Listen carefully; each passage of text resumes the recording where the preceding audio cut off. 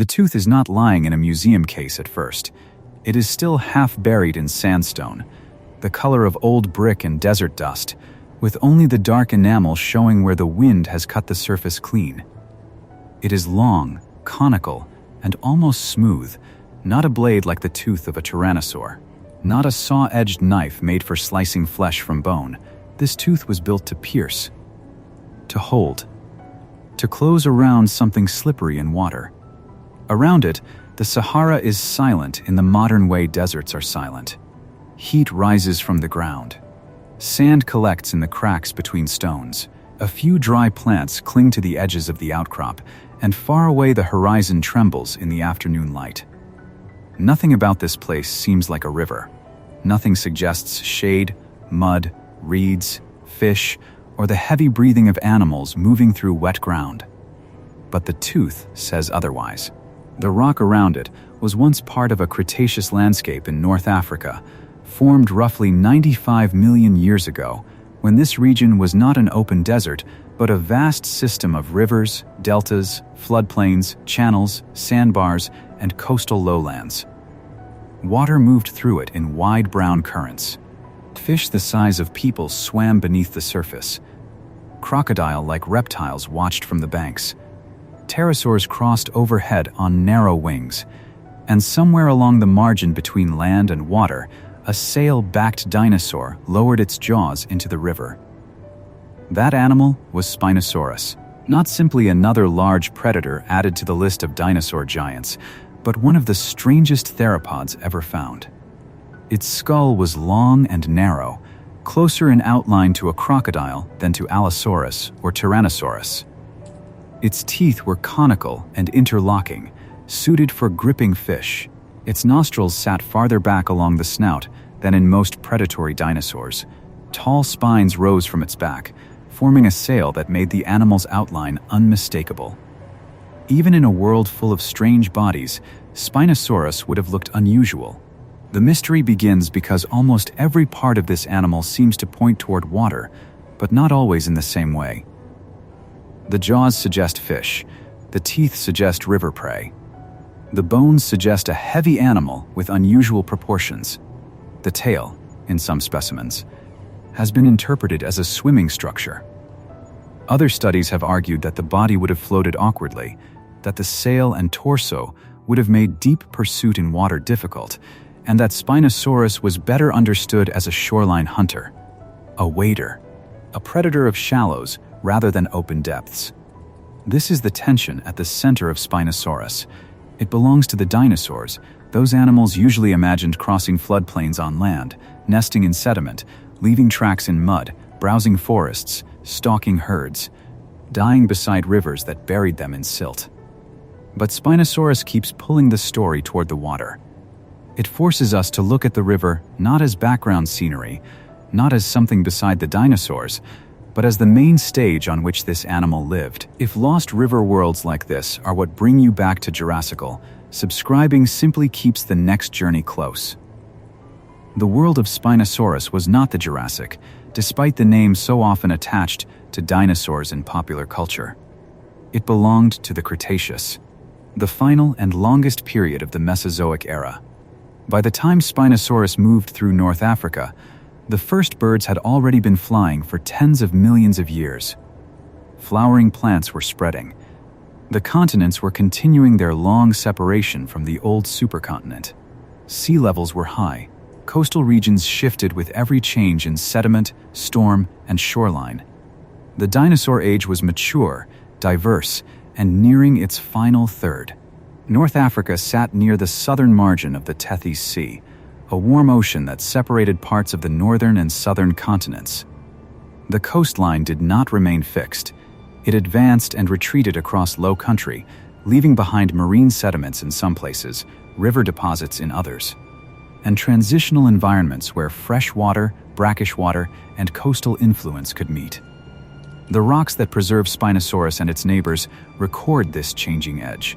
They are not the record of one river on one afternoon.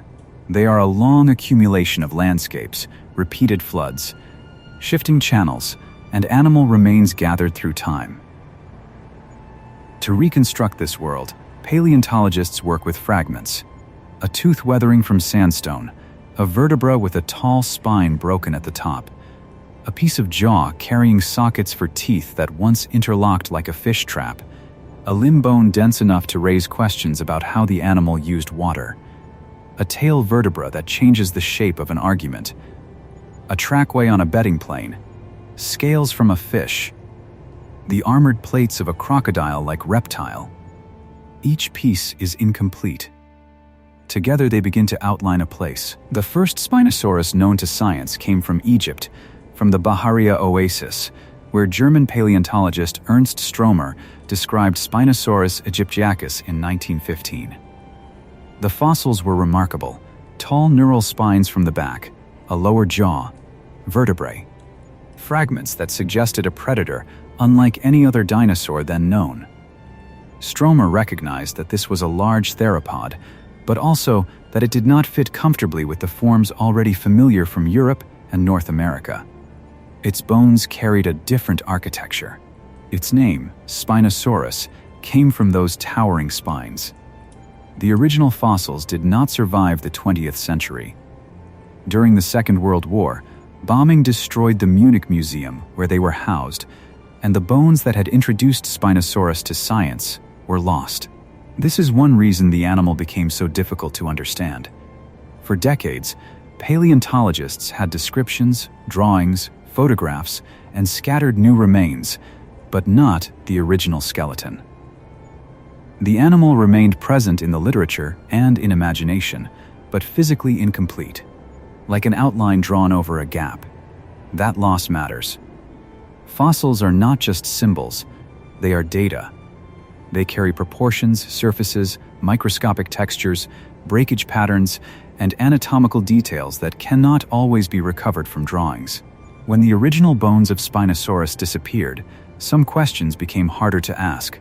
How tall were the spines exactly? How did they vary along the back? How did the jaw compare to other spinosaurids? What details had been noticed, but not fully understood in 1915, because no one yet knew what to look for? Later discoveries began to restore the animal piece by piece. Spinosaurid dinosaurs were found in other parts of the world. Baryonyx from England showed a long, snouted predator with fish remains associated with it. Suchomimus from Niger revealed another large spinosaurid with a low sail and crocodile-like jaws. Material from Morocco added new pieces to Spinosaurus itself. Each find helped paleontologists understand that Spinosaurus was not an isolated oddity, but part of a wider group of theropods that repeatedly approached rivers, lakes, floodplains, and fish-rich habitats. Even so, Spinosaurus is still not a solved animal. Its reconstruction has changed more than once. Some versions make it a deep-bodied, short-legged predator that spent much of its time in water. Others restore it as a bipedal shoreline hunter, powerful but not built for deep pursuit swimming.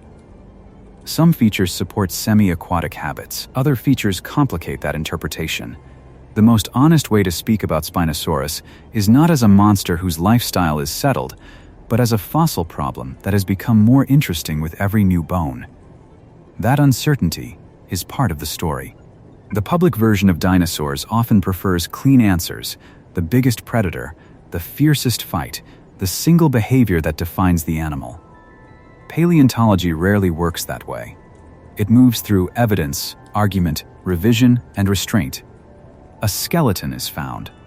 A model is built. Another specimen changes the model. A biomechanical test supports one interpretation and challenges another. The animal becomes clearer, but never simple.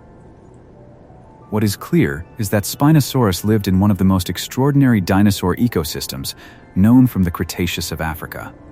The Kem Kem region of Morocco and related deposits across North Africa preserve a fauna that seems almost overloaded with predators. Spinosaurus was there. Carcharodontosaurus was there, a huge shark-toothed theropod with slicing teeth. Deltadromeus or animals like it may have been present, lightly built and long-limbed.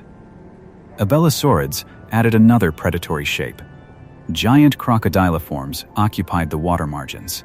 large pterosaurs crossed above the channels. Below the surface lived fish large enough to be major prey for animals we would otherwise call monsters. This was not a gentle river system.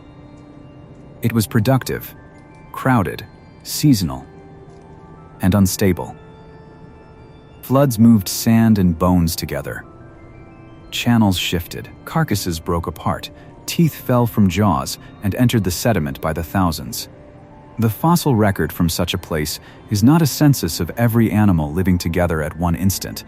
It is a collection shaped by water, time, erosion, transport, and preservation. That makes it difficult, but it also makes it rich. The Kem Kem group in eastern Morocco is generally understood as Cenomanian in age, part of the early late Cretaceous. Its sediments record fluvial and deltaic environments along the northwestern edge of Africa.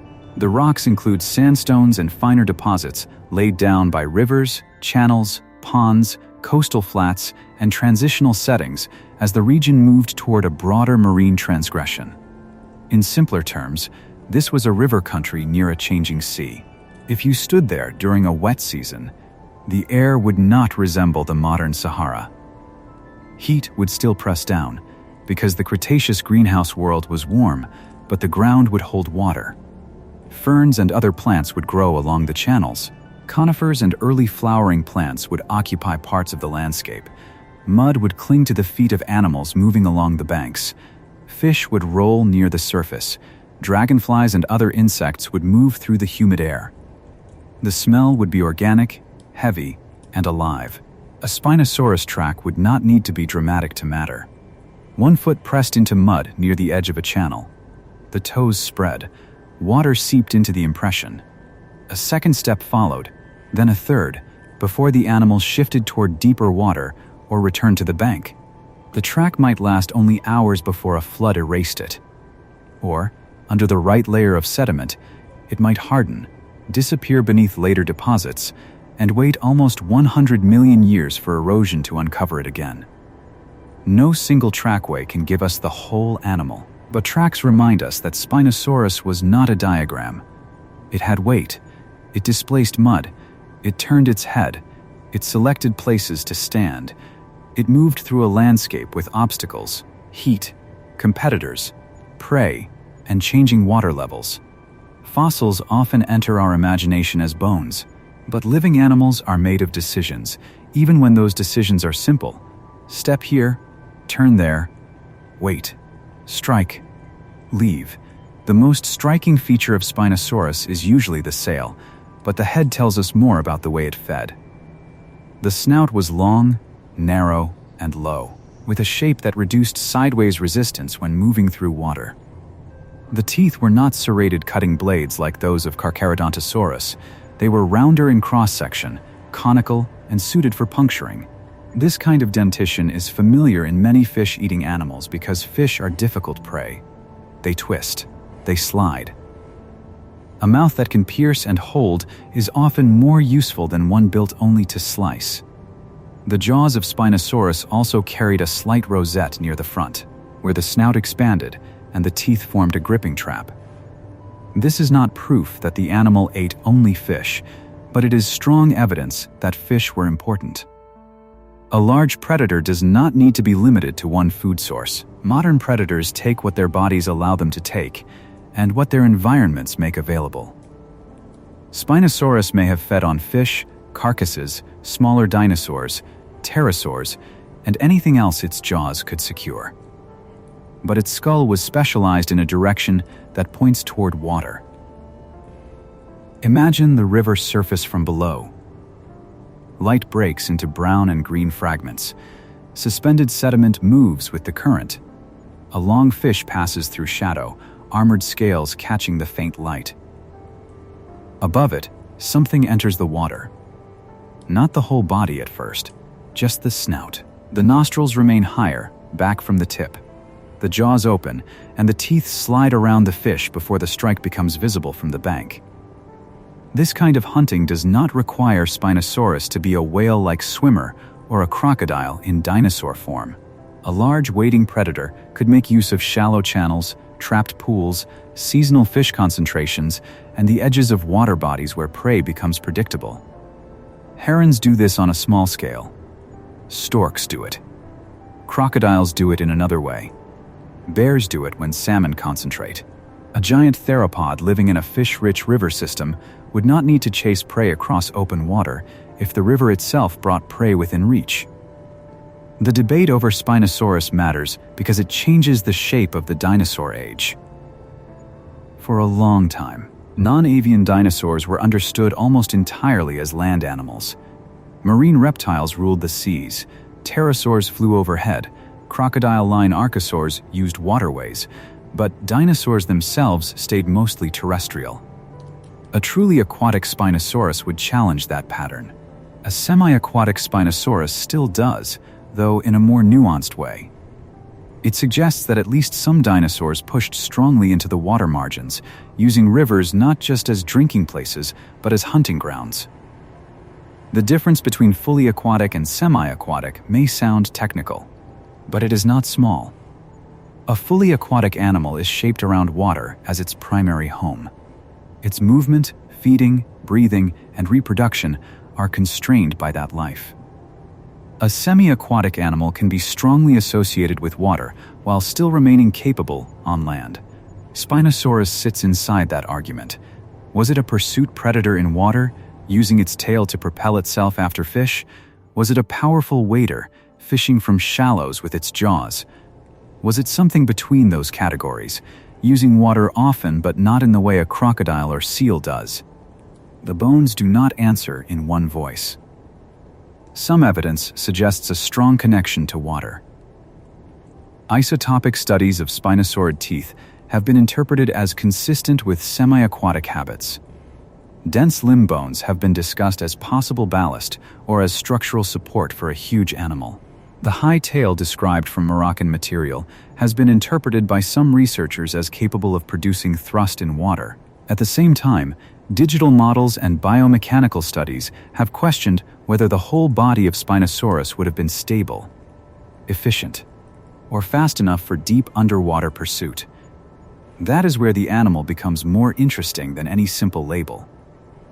It may have been neither the river monster of cinema nor a land predator that merely happened to eat fish. It may have been an animal built around margins, around places where categories blur, bank and channel, mud and current, land and water, carcass and prey, science and uncertainty. Its world was not divided cleanly, and perhaps its lifestyle was not clean either. The river does not care about categories. It moves over sand, cuts into banks, carries leaves, fish, bones, teeth, and mud in the same current. A dead animal lying on a bar becomes part of the river, whether it lived in water or only came there to drink. A predator standing knee-deep in a channel belongs to both worlds at once. This is the world Spinosaurus asks us to enter. Before we follow it fully, we need to place the river inside its larger landscape. North Africa, during the mid-Cretaceous, was not one continuous swamp or one endless jungle. It was a changing region of high heat, seasonal water, broad drainage systems, floodplains, deltas, and coastlines that shifted as sea level rose. Some places were inland and fluvial. Some were nearer to the sea. Some preserved freshwater animals. Others show signs of marine influence. Across this mosaic, fossils accumulated in ways that can make separate habitats seem crowded together, unless we read the rocks carefully.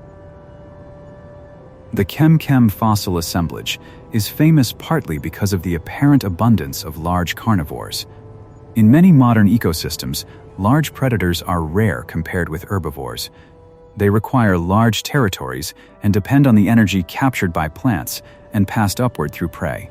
Yet Kem Kem deposits yield many theropod teeth and bones relative to herbivorous dinosaur remains. This has led to the idea of a predator-heavy ecosystem, though the pattern may also be influenced by the way teeth preserve, by how river systems concentrate durable fossils, and by the possibility that remains from different habitats and times were mixed. A tooth can travel. A skull fragment can break free from a bank, roll in a channel, and settle far from the animal's death site. A flood can bring together fish bones, dinosaur teeth, crocodile scutes, and pterosaur fragments from different parts of a landscape. This does not make the fossil record false, it makes it a river record. It must be read as something water helped write. Still, even allowing for bias, the fauna is astonishing. Spinosaurus, Carcharodontosaurus, large crocodiliforms, giant fish, pterosaurs, turtles, lungfish, coelacanths, sawfish relatives, and sauropods all belong to the broader story. It is a world where the river is not a line on a map, but an engine of life. It concentrates prey. It preserves fossils. It erodes the past and reveals it. It is the reason the desert can now speak. The modern landscape gives almost nothing away at first glance. Outcrops stand under a hard sky. Villages and roads sit where channels once shifted. Fossil dealers, local collectors, scientists, and museums all move through a complicated human landscape built around bones weathering from stone. A tooth may pass through many hands before it becomes scientific evidence. A skeleton may be partly lost, partly collected, partly reconstructed, partly debated. North Africa's dinosaurs are not only ancient animals, they are also part of a modern story about discovery, context, ownership, and the difficulty of preserving information in places where fossils are abundant and resources are uneven.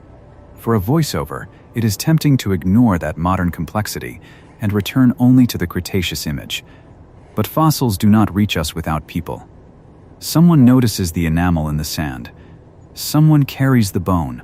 Someone records or fails to record the layer. Someone prepares the specimen, compares it, publishes it, questions it, revises it. The lost world of North Africa is lost in more than one way.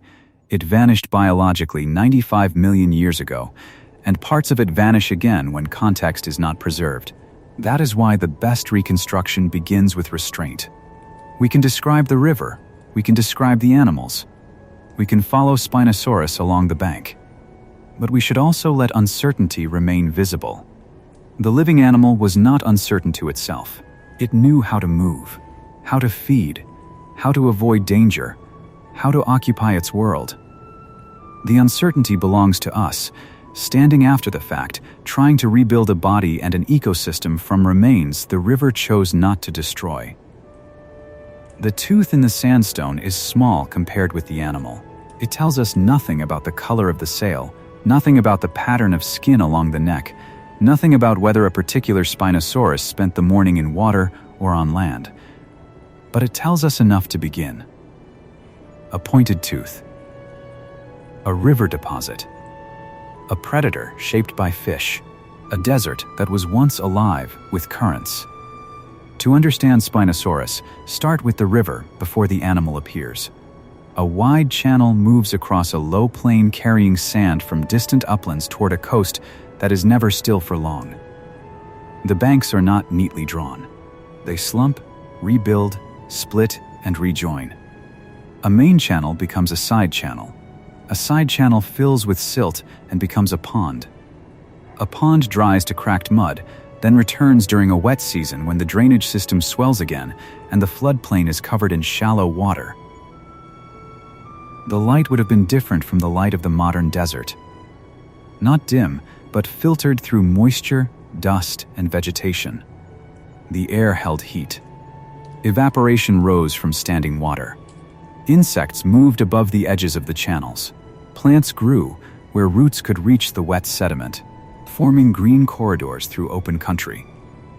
Some areas may have been relatively dry between seasonal floods. Others would have stayed wet long enough to support fish, turtles, crocodiliforms, and animals that fed on them. The rocks of the Kem Kem group are not a single layer of one kind. They include sandstones laid down by moving water, finer sediments from quieter settings, and evidence of a landscape passing from strongly river-dominated conditions toward more coastal and marine influence. This matters because an animal found in these beds may have lived beside a river, in a delta, near a lagoon, on a floodplain, or along a channel connected to the coast. The broad term hides a lot of local variation. A dinosaur skeleton preserved in such deposits is usually a survivor of several filters. The animal had to die in or near a place where sediment could bury it. Scavengers might scatter it. Water could break it apart. Bones might be transported before settling. Later rivers might cut through the layer and remove part of the record. Then, the fossil had to harden, remain buried, survive tectonic pressure, chemical change, erosion, and finally be exposed at a moment when someone could notice it. The fossil record is not generous. It is selective, and river systems are especially selective. This is one reason the Kem Kem world can look strange when counted only by fossils. Teeth of large predators are durable. Theropods replaced teeth repeatedly, so a single animal could leave many teeth during life. Fish scales and teeth also preserve well. Delicate bones of smaller animals may vanish. Herbivores may be underrepresented if they lived in slightly different habitats, died farther from channels, or simply left fewer preservable remains. When the record seems crowded with predators, the first question is not only what lived there, but what was easiest for the river to keep. Even after those cautions, the place remains extraordinary. It was not a normal dinosaur fauna in the familiar sense of one giant predator, many herbivores, and a background of smaller species. The aquatic side of the ecosystem was unusually important. Giant fish were not decorative details. They were central animals, large enough to feed huge reptiles and dinosaurs. The river itself held the calories that helped explain why a predator like Spinosaurus could evolve such specialized jaws. Picture a dry season pool shrinking under the heat. The main river has retreated, leaving a deeper basin where fish crowd together below a skin of warm water. Lungfish survive in the mud. Gar-like and bichir-like forms move along the bottom. A sawfish relative pushes through the shallows with a long rostrum lined with teeth. On the bank, crocodiliforms wait. Pterosaurs land and leave pointed tracks. A Spinosaurus approaches without hurry because the pool has already done some of the hunting for it. Seasonality creates opportunity and danger. During wet months, fish spread through flooded channels and backwaters, and predators must search a larger space. During dry months, water retreats and prey becomes concentrated. Animals that can read the changing landscape gain an advantage. They return to pools, channel bends, and crossings. They follow the smell of stranded fish or the movement of scavengers. They learn the geography of water without needing anything like human memory. Their bodies and behavior are shaped by repetition. North African Cretaceous plant life was not identical to a Jurassic forest.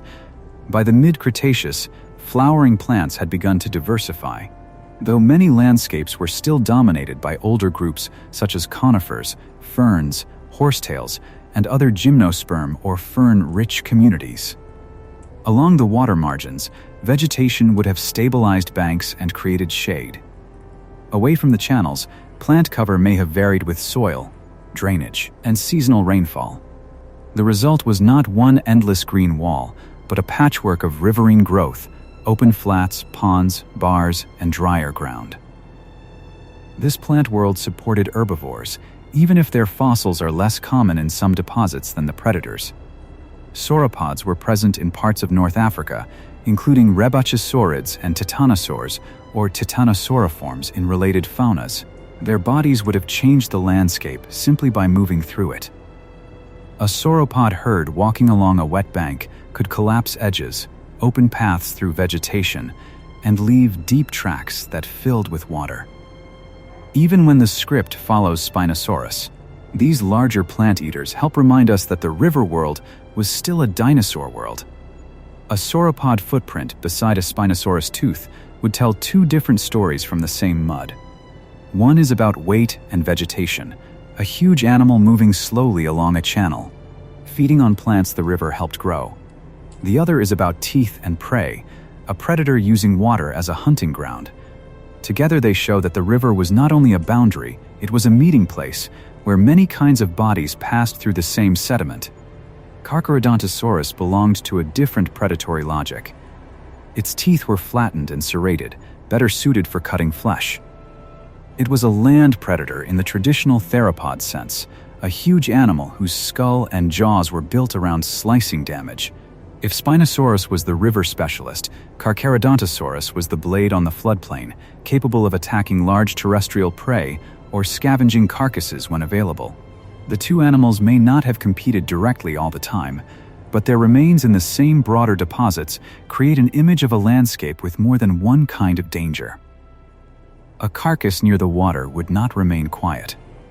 A dead sauropod or large fish could draw insects first, then crocodiliforms, then theropods. Teeth might strike bone, jaws might tug at muscle. Smaller animals would wait for pieces. A Spinosaurus could feed from the water side, its long snout suited to reaching into slippery tissue or pulling fish from the shallows.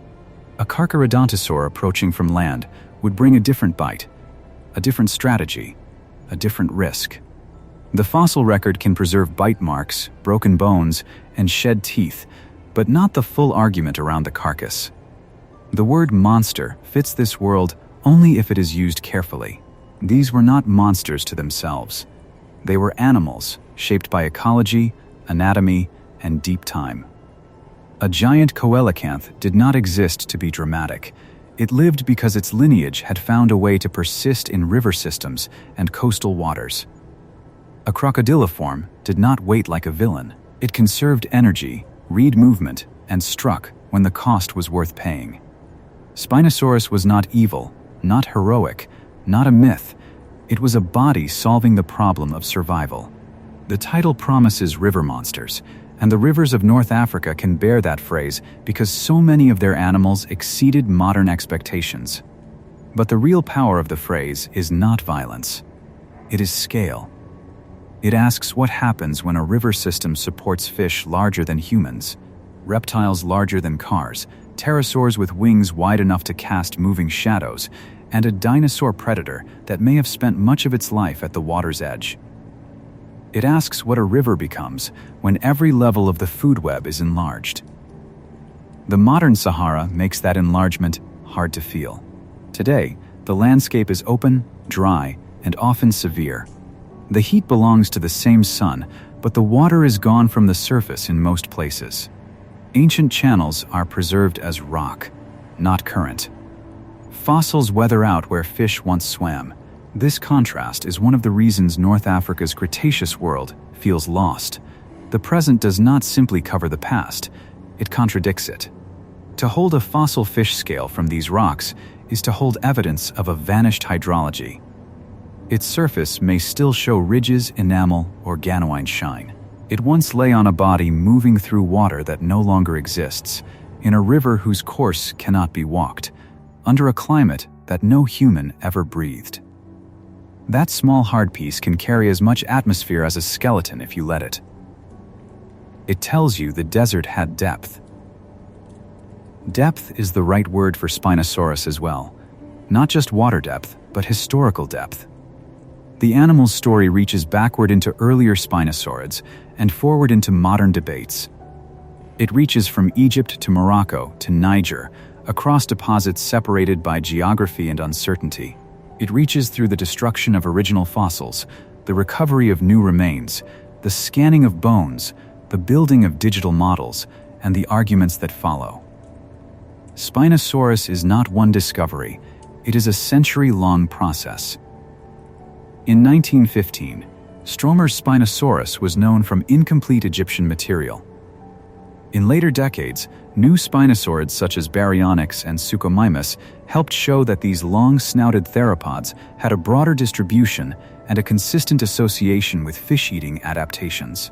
In 2014 and after, Moroccan material renewed debate about Spinosaurus proportions and lifestyle.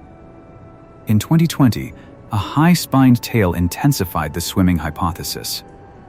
In 2022 and later, other analyses pushed back, favoring a bipedal, semi-aquatic ambush predator that frequented water margins. In 2026, new Niger material added another species-level piece to the larger Spinosaur story.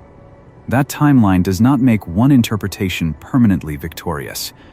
It shows how paleontology works when the animal is incomplete and unusual. A familiar dinosaur can be reconstructed with help from close relatives. A highly specialized dinosaur with missing pieces is more vulnerable to change. One new bone can shift the center of mass. One tail can change a swimming model. One skull can reveal a display structure that was invisible before. Spinosaurus keeps changing because the evidence keeps changing. The newer species from Niger, Spinosaurus mirabilis, should not be carelessly folded into Spinosaurus aegyptiacus as if they were the same animal. It is a close relative or congeneric species described from the central Sahara with a dramatic scimitar-shaped crest and fish-catching jaws. Its inland river setting has been used by some researchers to argue against the idea that spinosaurs were fully aquatic marine pursuit predators. But it does not erase the water connection. It strengthens the idea of spinosaurs as animals deeply tied to rivers, wetlands, and fish-rich places. A crest rising from the skull changes the living image. It suggests that display mattered. The sail already hinted at visibility, whether for display, species recognition, thermoregulation, or some combination of functions. A cranial crest adds another signal. These animals may have been visually striking in ways that fossil bone can only partly reveal. Keratin sheaths do not usually preserve. Color disappears. Skin texture is usually lost, but the bony support remains, and from it we infer that Spinosaurus and its relatives were not only feeding machines, they were animals that saw and responded to others of their kind. A Spinosaurus standing in shallow water at dusk would not be just a silhouette of teeth. The sail would rise above the back.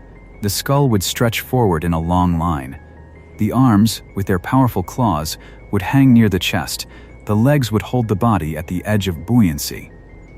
If color marked the sail or face, if scars crossed the snout, if the skin carried bands or modeling, the living animal would have been more specific than any skeleton can show.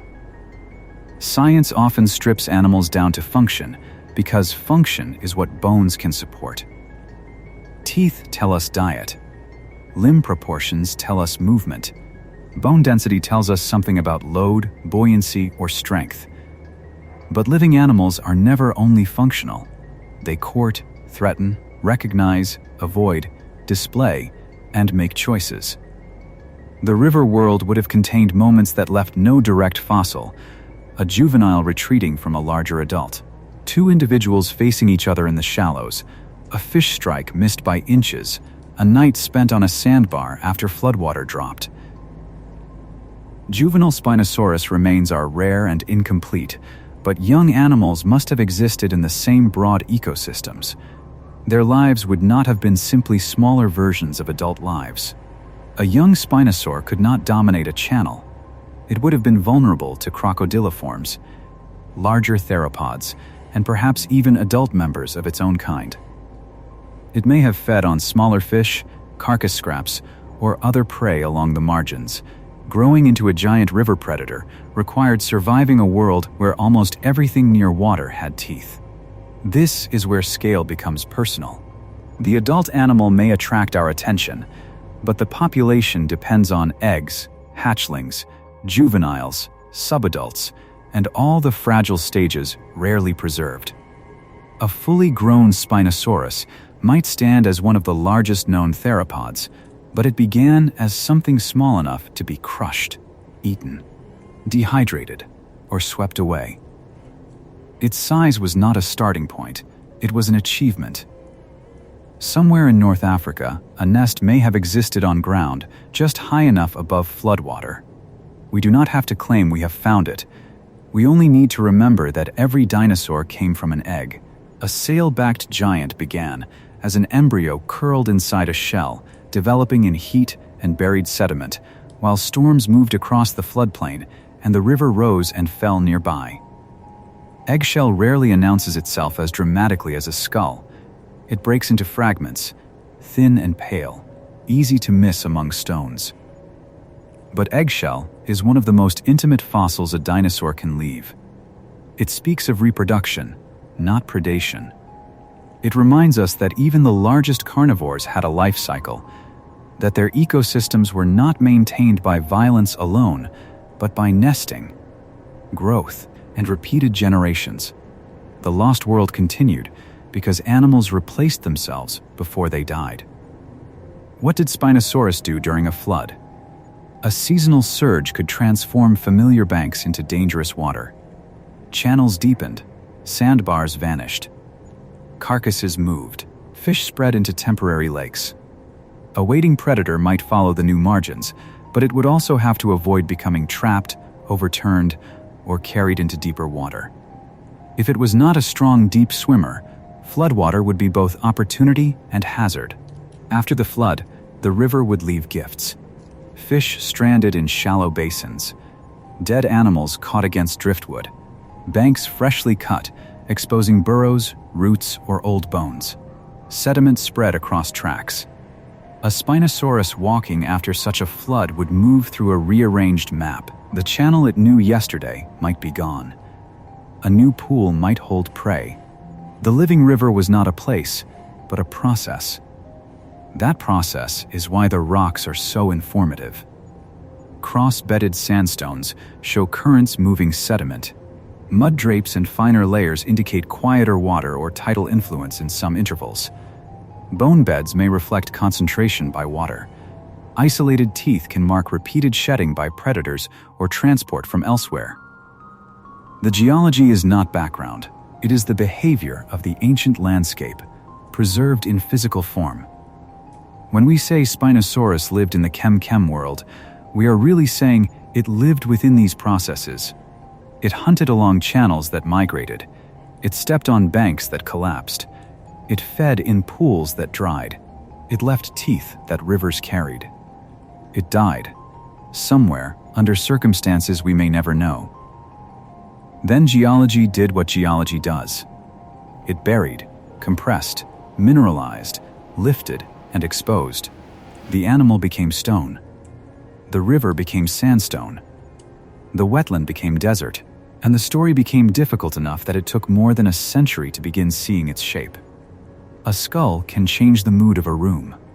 Set the jaws of Spinosaurus beside the skull of a more typical large theropod, and the difference becomes immediate.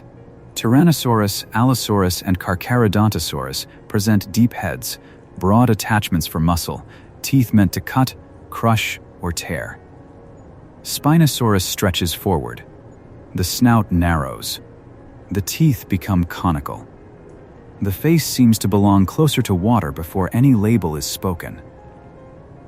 The comparison is not perfect, because Spinosaurus was still a theropod dinosaur. It stood on hind limbs. It had a pelvis, tail, vertebrae, and forelimbs rooted in the same deep dinosaurian anatomy as other meat-eaters. But evolution can take a familiar frame and push it toward a different problem. In Spinosaurus, the problem was how to feed where large fish were abundant, where the water's edge was productive, and where the body of a land predator could be modified without becoming fully marine. The nostrils were positioned farther back on the skull than in many theropods. This is often discussed as an aquatic adaptation because it could allow much of the snout to enter water while the breathing openings remained above the surface. The eyes were not on top of the head in the way a crocodile's eyes are, and Spinosaurus should not be treated as simply a crocodile with dinosaur hips. But the snout as a whole does suggest an animal that often placed its jaws into water. Sensory details are harder to reconstruct, but Spinosaurid snouts show features that may have helped detect movement or pressure changes, especially near the front of the jaws. Even without overclaiming, the general picture remains: long jaws, conical teeth, and a skull built to catch prey that resists being held. A fish-eating animal must handle speed and slipperiness. A large fish can break free from weak grip, twist against the bite, or use the water itself as escape. Spinosaurus had a mouth that answered those problems. Imagine the teeth closing around a sawfish relative in shallow water. The rostrum thrashes, mud clouds the current. The fish twists, but the teeth do not slide along it like knives. They puncture. They pin.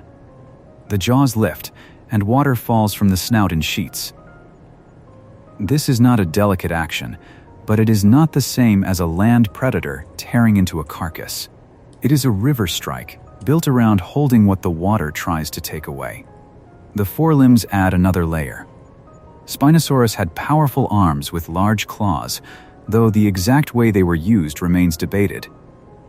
They may have helped seize prey, brace against surfaces, manipulate carcasses, or play some role in close-range feeding. They were not wings, and they were not the weight-bearing forelimbs of a quadruped in the mammalian sense. They were part of a theropod body plan, altered by size and specialization. The question of posture has changed with reconstructions. Some versions of Spinosaurus placed the center of mass far forward and suggested that the animal may have used its forelimbs on land.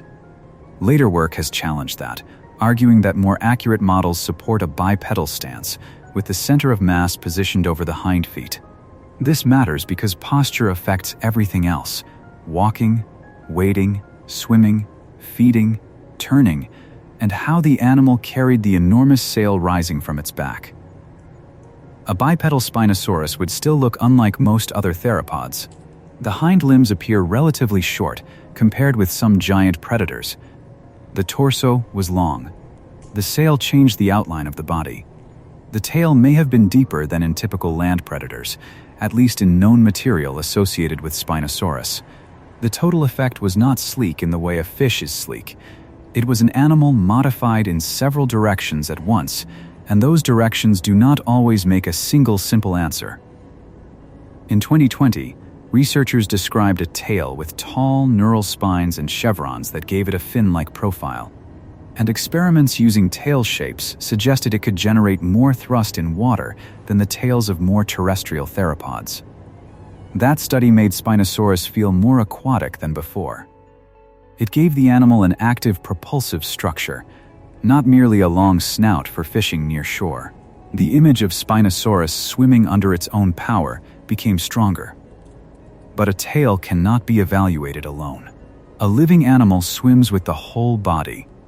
Drag, buoyancy, stability, limb position, lung volume, muscle distribution, and center of mass all matter. Later biomechanical work argued that Spinosaurus would have been too buoyant, too unstable, or too inefficient to act as a fast underwater pursuit predator.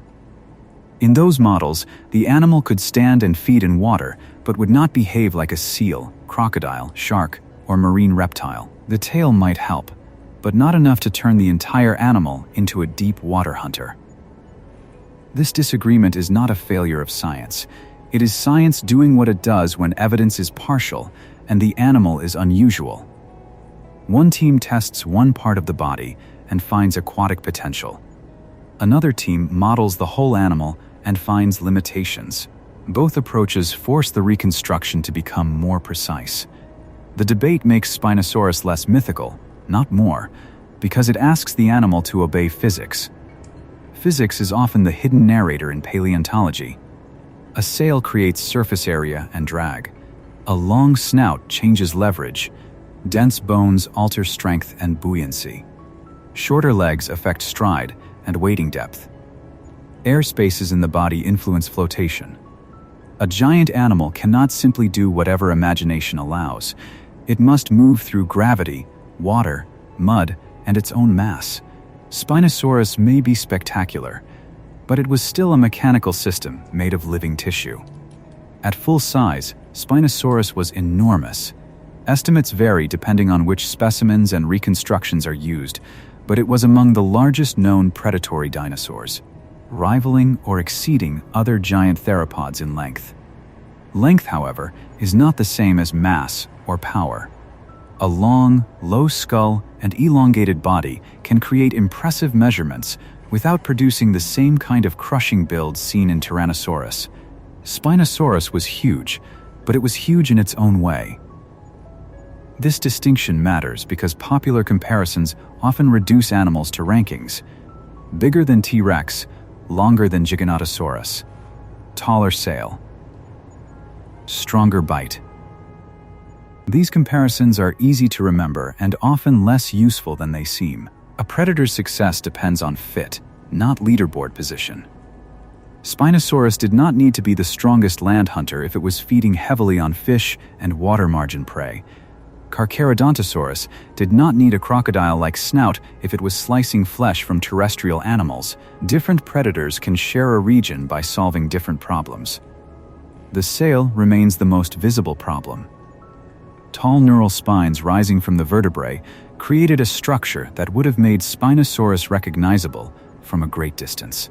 The sail may have supported skin, fat, muscle, or some combination of tissues, though the classic image is a broad skin sail.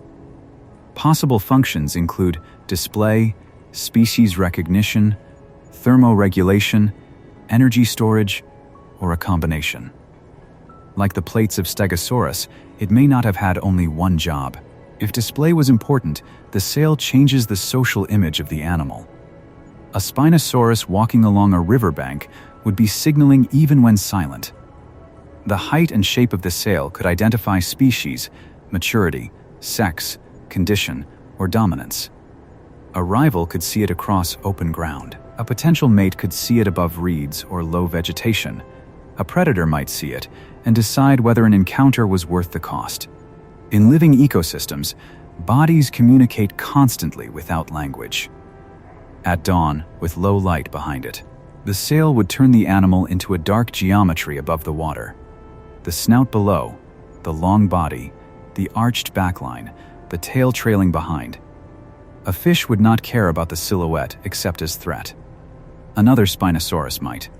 We should not assume the sail existed only for our sense of drama. It probably mattered to the animals themselves. Thermoregulation is also plausible in some form, though difficult to prove. Large animals manage heat differently from small ones. A structure with blood vessels could help absorb or release heat depending on posture, wind, sun angle, and blood flow. But display and thermoregulation are not mutually exclusive. Many biological structures serve more than one function. A brightly colored crest can help attract mates and also affect heat exchange. A sail can signal and regulate. Evolution often keeps structures because they provide overlapping advantages. The sail also complicates swimming. A large vertical structure on the back can increase drag and affect stability in water. If Spinosaurus was swimming near the surface, the sail might project above the water or interact with waves. If submerged, it could resist movement and make rolling stability more difficult. This does not make water use impossible. It simply narrows the kinds of aquatic behavior that are plausible. A shallow water wader can carry a sail more easily than a fast underwater pursuit predator. A modern analogy should always be handled cautiously. Spinosaurus was not a heron, crocodile, bear, or pelican. But analogies help us think about possibilities. A heron shows how a predator can hunt fish from shallow water without swimming after them. A crocodile shows how ambush and water margins can shape feeding. A bear at a salmon run shows how large land animals can exploit concentrated fish. None of these animals is Spinosaurus, but together they suggest that water association can take many forms.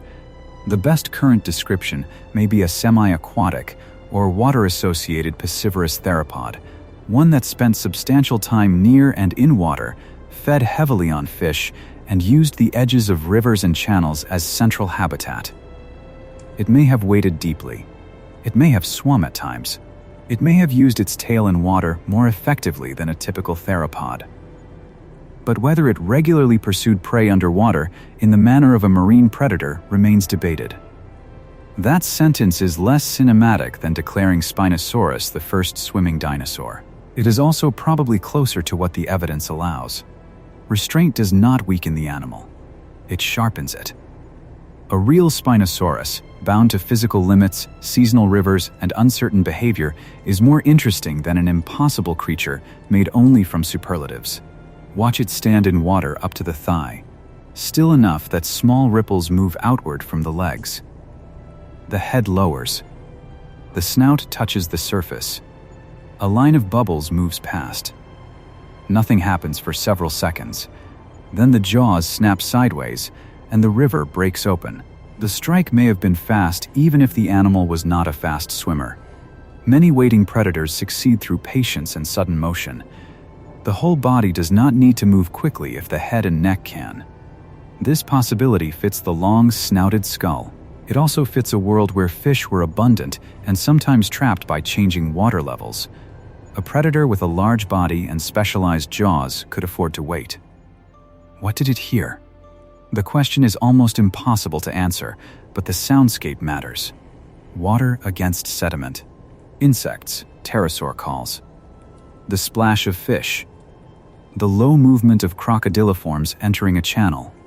Distant footfalls from sauropods along firmer ground. Wind through vegetation. The throat sounds of another Spinosaurus, if it vocalized at all. Fossils are silent, but living ecosystems are not. Theropod hearing varied, and we should not invent details beyond evidence. But Spinosaurus inhabited a sensory world structured by water, sight through glare, smell along wet banks, vibrations in mud, movement at the surface. A fish predator must locate prey that is often partly hidden by turbidity. It may depend on patience, repeated locations, and body positioning as much as active pursuit. The teeth of Spinosaurus were replaced through life, as in other theropods. Shed teeth are common fossils because predators lose and replace them while feeding. In deposits like the Kem Kem, where isolated teeth are abundant, paleontologists can learn about the presence of predators even when skeletons are rare. But teeth alone can be difficult. Closely related spinosaurid teeth may resemble one another. Without associated skull bones, assigning isolated teeth to exact species can be uncertain. This is why complete or associated material is so valuable. A jaw with teeth in place provides context. A vertebral series shows proportions. Limb bones reveal posture and strength. A skull roof or crest reveals display anatomy. Isolated teeth are clues. Skeletons are arguments. The more parts belong to one individual, the stronger the argument becomes. Stromer's lost bones remain a shadow behind every modern reconstruction.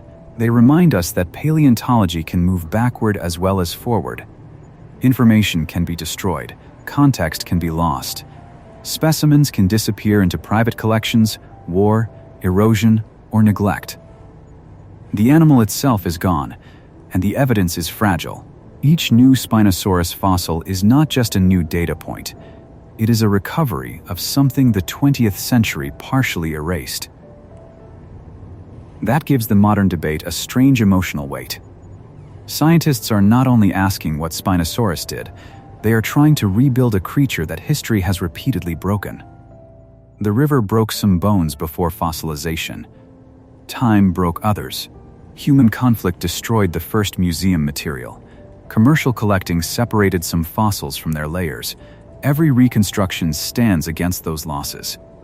Yet enough remains to say this: Spinosaurus was a large, specialized, fish-associated theropod from Cretaceous North Africa, living in river systems where water shaped food webs as much as land did. It was not a normal giant carnivore placed beside a river for atmosphere. It was part of the river's economy. Its jaws, teeth, and perhaps parts of its skeleton were shaped by that relationship. The animal becomes clearer when seen beside its prey.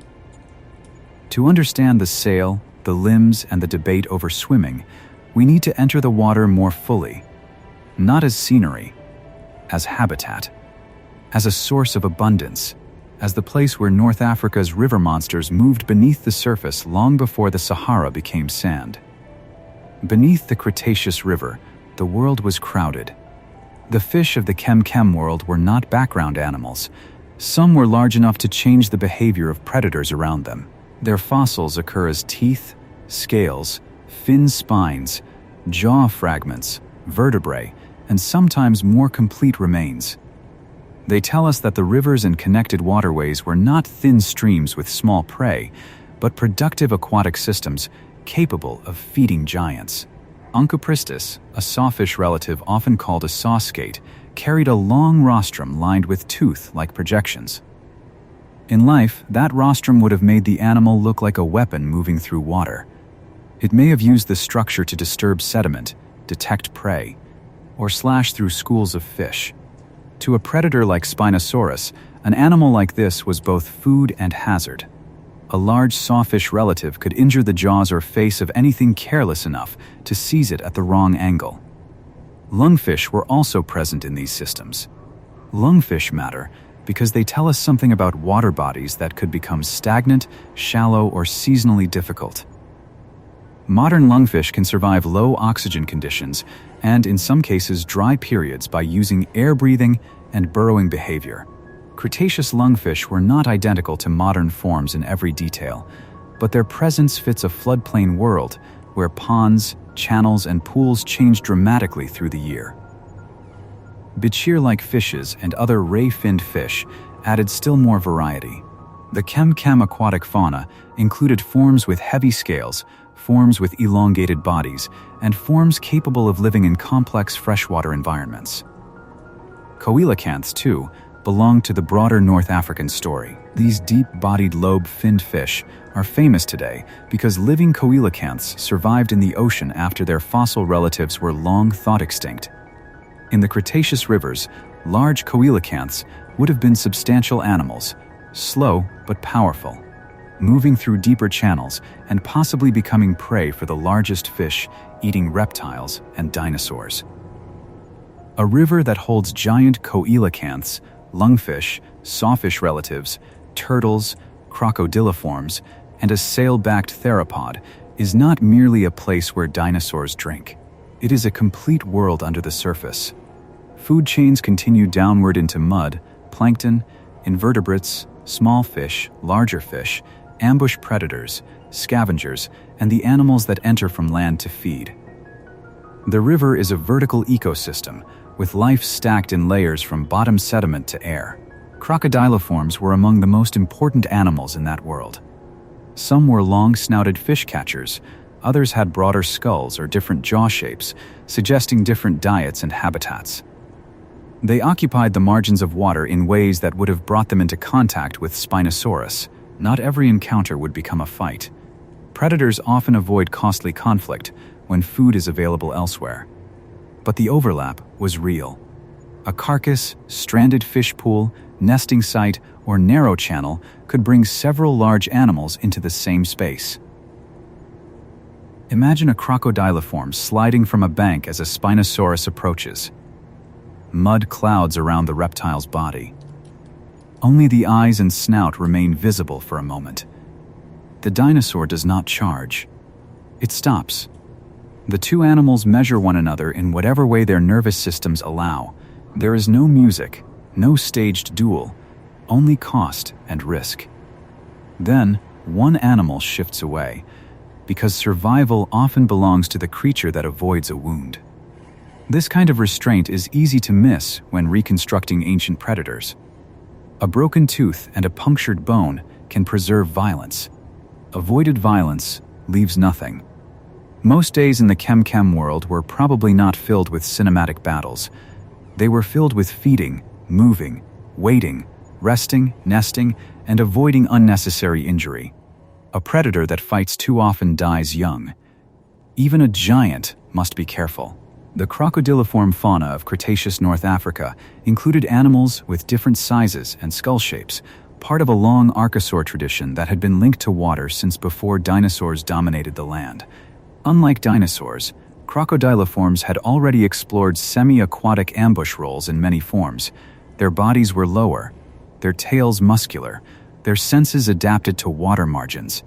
Spinosaurus entering those same habitats was entering an ecological space where other archosaurs were already successful.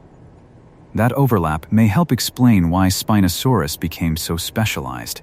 A generalist theropod at the river's edge would compete not only with other dinosaurs, but with crocodiliforms that were already effective aquatic predators.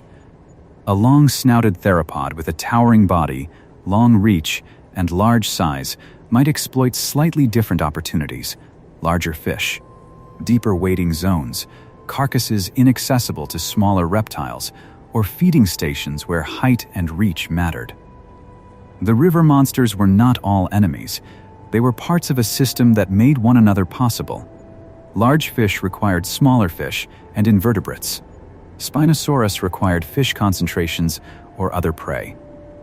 Crocodiliforms required banks, water, and ambush opportunities. Pterosaurs needed open skies, shorelines, and prey. Turtles used the same water bodies for feeding and nesting. Each animal occupied a position made possible by climate, plants, sediment, and the seasonal movement of water. Pterosaurs added another dimension to the landscape. Some North African forms had teeth and likely fed on fish, skimming, dipping, or seizing prey near the surface. Others were toothless and may have foraged differently, perhaps probing sediment or taking small animals. Their wing bones are delicate and often fragmentary, but their presence matters because it shows that the river's productivity extended upward into the air. The fish below fed the flyers above. A pterosaur crossing a channel would see the world in a way Spinosaurus could not. Sandbars braided through brown water. Dark shapes waded along the banks. Herds of large dinosaurs moved between green corridors. Flood scars marked the plain. From above, the ecosystem would look like a network, not a single river. Every channel was a path. Every pool was a pocket of life. Every wet edge was a place where animals might gather. The sky was not empty. It belonged to pterosaurs, birds or bird-like small dinosaurs in some broader Cretaceous ecosystems, insects, and drifting pollen or spores. The sound of wing beats over water would have been part of the river world. A large pterosaur landing awkwardly on a bank might attract attention. A smaller one catching fish near the surface might become prey itself if it misjudged a crocodile or a theropod near the waterline. Pterosaurs were not dinosaurs, but they were close relatives within the larger archosaur branch of reptiles. By the Cretaceous, they had evolved a wide variety of body plans, from small forms to giants with wingspans comparable to small aircraft. In North Africa's mid-Cretaceous deposits, pterosaur remains add to the sense that these were coastal and riverine ecosystems with many aerial niches. They also remind us that the Mesozoic was not simply dinosaurs plus scenery. It was an age of reptiles in many directions. The presence of many large predators raises the question of how the ecosystem avoided collapsing under its own appetite. Part of the answer may be preservation bias. Part may be time averaging, where animals from slightly different ages or habitats appear together in the same broad assemblage. Part may be the aquatic productivity of the system, which added a major food source not available in purely terrestrial faunas. Large fish can support large fish eaters. Carcasses from water and land can support scavengers. Floods can periodically concentrate food in ways that make predator diversity more sustainable. We should not imagine Spinosaurus, Carcharodontosaurus, Deltadromeus, Abelisaurids, crocodiliforms, and giant pterosaurs all standing shoulder to shoulder at one riverbank every day. That would be an exaggeration of the fossil record. A formation can combine remains across thousands or millions of years. Species can prefer different habitats within the same region. Some may not have overlapped exactly in time or space as often as a simple list suggests. The more accurate picture is a dynamic regional fauna, rich in predators and shaped by water, rather than a single crowded arena. Still, there must have been encounters. A Carcharodontosaurus leaving footprints near a channel. A Spinosaurus feeding on fish downstream. Crocodiliforms using the same bank at night. Sauropods crossing when water was low. Pterosaurs landing where the mud was firm enough. Smaller theropods following insects and scraps. The ecosystem may not have been a monster gathering, but it was full of overlapping paths. Mud remembers paths better than it remembers intentions. A three-toed track, a long scrape, a tail drag from another reptile, the round impressions of a turtle, the small marks of invertebrates. These are not battle scenes. They are traffic. Life crossing itself. Trace fossils can be especially powerful because they preserve behavior directly, even if the animal that made them is gone. A footprint is not a body part. It is an action fossil. It records pressure, movement, substrate, and sometimes speed or posture. In the Kem Kem region, footprints and other traces help complete the picture provided by bones and teeth. They show animals using surfaces, not just dying in channels. Riverbank preservation is unpredictable. A track made in sediment that is too dry may crumble. A track made in sediment that is too wet may slump closed. A track covered quickly by a thin layer of sediment has a chance to survive. The right balance of mud, water, pressure, and burial is rare. That any footprint survives from the Cretaceous is a small accident repeated across deep time. For Spinosaurus, tracks that can be confidently assigned are difficult, but the concept matters. Whatever exact footprint it left, the animal interacted with soft ground constantly. Its body weight pressed into mud, its claws contacted sandbars, its tail moved behind it. It may have walked on firmer ground near channels and stepped into softer substrates where water met land. An animal's lifestyle is partly written in the surfaces it uses. The underwater world had its own surfaces. Mud bottoms held shells, plant debris, burrows, and fish feeding marks. Channels cut into older deposits. Rooted vegetation stabilized shallows. Dead wood collected in jams. Small animals hid among submerged branches. A long-snouted predator might use these structures, not by planning in a human sense, but by moving where prey became more likely. A large fish trapped near roots is easier to catch. A carcass caught against a log is easier to feed from. A narrow side channel can funnel prey.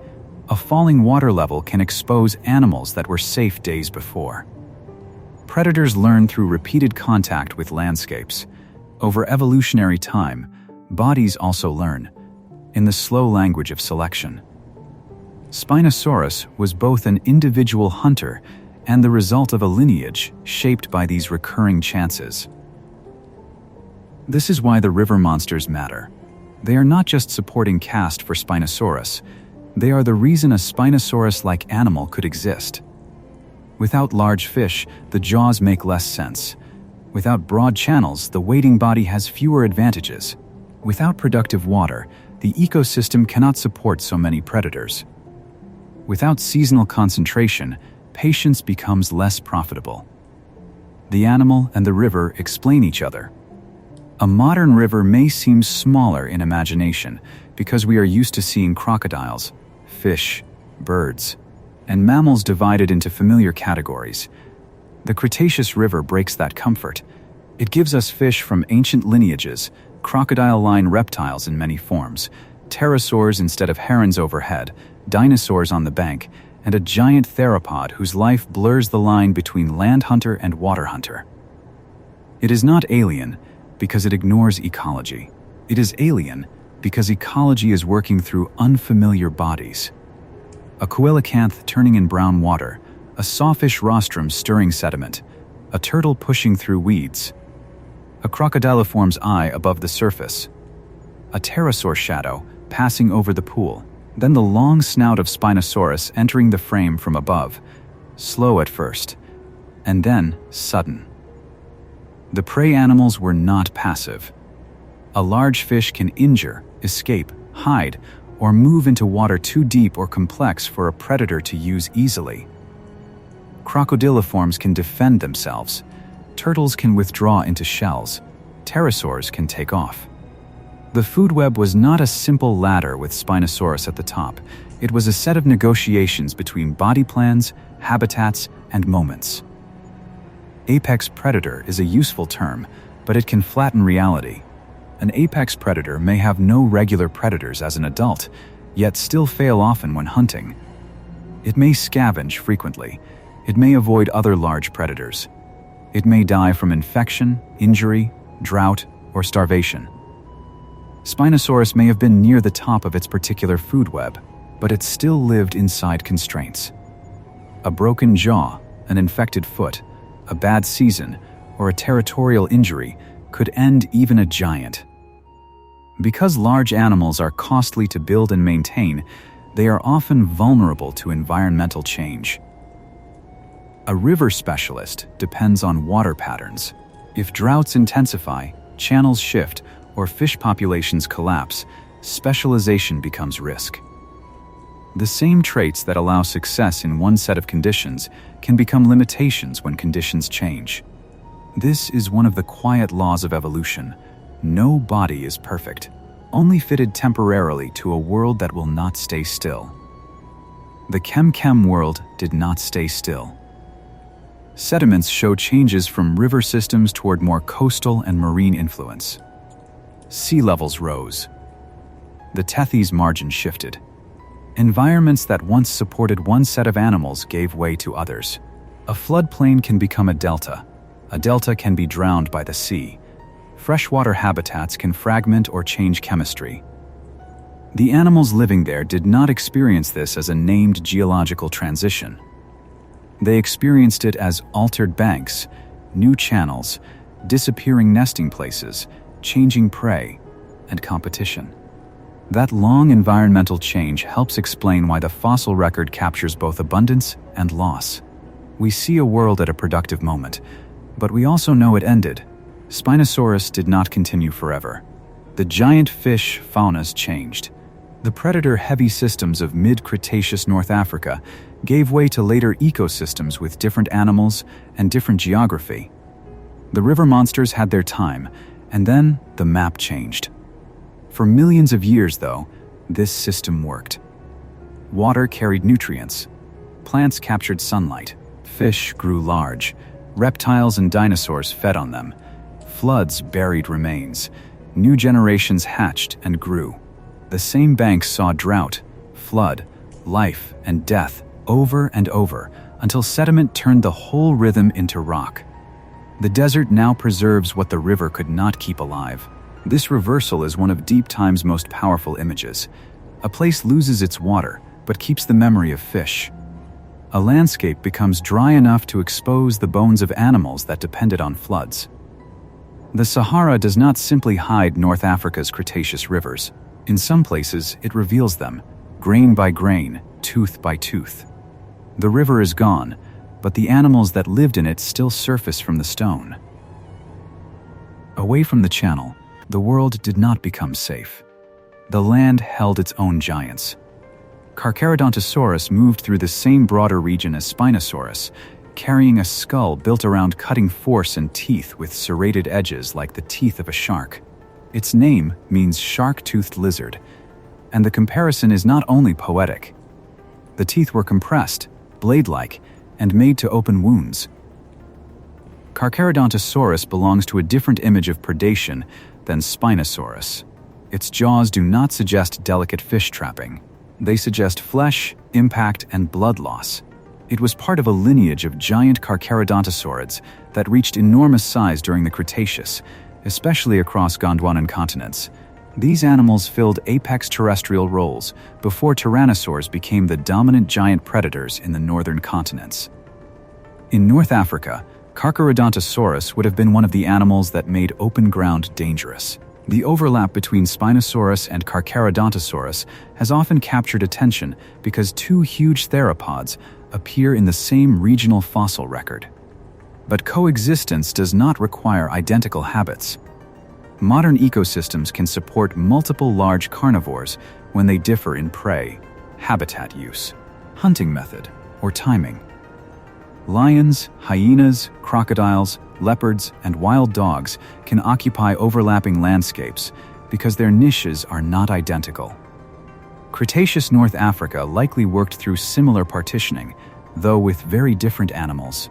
Spinosaurus may have depended more heavily on aquatic prey. Carcharodontosaurus likely focused more on terrestrial prey, or carcasses. Deltadromeus, if correctly understood from the region, may have been more lightly built, perhaps occupying another predatory role. Abelisaurids brought shorter, deeper skulls and different forelimb anatomy. Smaller theropods would have hunted insects, lizards, young animals, fish at the margins, and scraps. The word predator covers many strategies. Deltadromeus is not as well understood as Spinosaurus or Carcharodontosaurus. Its fossils are incomplete, and its exact relationships have been debated. The name means delta runner, a reminder of both its long-limbed build and the deltaic setting where it was found. It may represent a noosaurid, a ceratosaur, or another theropod position, depending on interpretation. What matters for the ecosystem is the possibility of a relatively gracile, cursorial predator sharing space with heavier and more specialized carnivores. A long-legged predator would use the landscape differently. It might hunt smaller prey in open areas, move quickly between water sources, or scavenge from carcasses before larger animals arrived. Speed is one solution to survival. Size is another. Specialization is another. The Kem Kem fauna appears to have contained several solutions at once, which is one reason it feels crowded. But ecological crowding can be resolved by behavior invisible to fossils. Imagine a dry floodplain at mid-morning. The surface is firm in places, cracked in others, with low vegetation along a retreating channel. A small animal darts from shade. A lighter theropod follows for a few strides, head low, tail balancing the turn. Farther away, a larger shape stands near the carcass of a fish stranded the day before. In the distance, a sail rises above reeds. None of these predators is doing the same thing, even though all of them belong to the same landscape. Herbivores are quieter in the Kem Kem record, but they must be included. A food web cannot be built entirely from predators and fish. Sauropod remains, including rebachosaurid material and titanosauriform, or titanosaur remains, show that large plant-eating dinosaurs were present. Ornithischian remains are rarer, though tracks and isolated materials suggest they were not entirely absent. Their scarcity may reflect habitat, preservation, or sampling. A living landscape with large predators needs prey on land as well as in water. Rebachosaurids were sauropods with distinctive vertebrae and, in some relatives, unusual feeding adaptations. They belonged to a broader sauropod radiation that persisted into the Cretaceous after many Jurassic sauropod groups had changed or declined. In North Africa, they would have occupied herbivorous roles along floodplains and vegetated corridors. Their long necks allowed them to feed over a broad area without moving the body constantly. A useful strategy where plants grew in patches along watercourses. Titanosaurs, or titanosauriform sauropods, added another kind of large herbivore. Titanosaurs would later become the dominant sauropods across many Cretaceous continents, with body plans ranging from moderate to enormous. In the mid-Cretaceous of Africa, their presence hints at the larger transformation of dinosaur faunas as the Cretaceous continued. Even in a script centered on Spinosaurus, these herbivores matter because they provided terrestrial biomass, altered vegetation, opened paths, and occasionally became food. A sauropod moving through riverbank vegetation is not dramatic in the same way as a predator strike, but it may be more important to the landscape. Each step compacts mud. Each mouthful changes plant growth. Each trail becomes a route for smaller animals. Dung returns plant matter to the ground. A dead body feeds carnivores, scavengers, insects, and microbes. The largest herbivores are not only inhabitants of ecosystems, they are forces inside them. Predators follow forces. A Carcharodontosaurus may not attack an adult sauropod often, because the risk is high. But juveniles, sick individuals, and carcasses are another matter. A drought can weaken animals. A flood can trap them. A crossing can go wrong. Large predators often live by reading weakness, and the fossil record of any ecosystem is partly a record of those moments when weakness became permanent. The Kem Kem world likely had death concentrated at water. Dry seasons bring animals to the remaining channels. Floods drown, transport, and bury. Mud traps can hold struggling bodies. Carcasses near water attract more animals, which may leave teeth, tracks, and bones of their own. The river does not only support life, it organizes death. This is why so many fossils from river deposits are disarticulated. A skeleton on a floodplain can be pulled apart by scavengers before the first burial. Water can carry lighter bones away and leave heavier ones behind. Teeth may collect because they are durable. Vertebrae may roll. Skulls may break. The final fossil bed can look like a violent event even when it represents repeated ordinary processes. Paleontologists must separate catastrophe from accumulation. Time averaging is especially important. A bone bed may contain animals that did not die in the same year, the same century, or even the same precise environment. Sediment can erode older deposits and redeposit fossils into younger layers. Fossils can be reworked, mixed, and concentrated. This means that a list of species from one formation is not the same as a photograph of one living community. It is a regional archive built by geology. The archive is still valuable. It tells us what animals lived in the broader area and which body parts entered preservation. It reveals ecological signals, especially when many lines of evidence point in the same direction. For Kem Kem, the signal of aquatic abundance is strong. So is the signal of large predators. But the exact daily arrangement of animals requires caution. We can reconstruct possibilities, not film footage. The reference point for many dinosaur fans is a mounted skeleton, clean and complete, standing under museum lights. The Kem Kem record often resists that kind of clarity. It gives teeth without skulls, skulls without bodies, vertebrae without tails, isolated limb bones, and specimens whose exact provenance may be difficult. It demands patience. The animals are spectacular, but the evidence is sometimes fragmentary, commercialized, weathered, or debated. This difficulty should not make the story less compelling. It should make it more honest. A complete skeleton is a rare privilege, not the normal condition of paleontology. Most ancient life reaches us in pieces. Spinosaurus itself is famous partly because it is incomplete and still powerful enough to reshape our sense of what theropods could be. The gaps are not failures of imagination. They are part of the evidence. A single vertebra can hold a landscape if we look at it long enough. The bone surface, the break, the sediment inside cracks, the curve of the spine, the place where muscle once attached.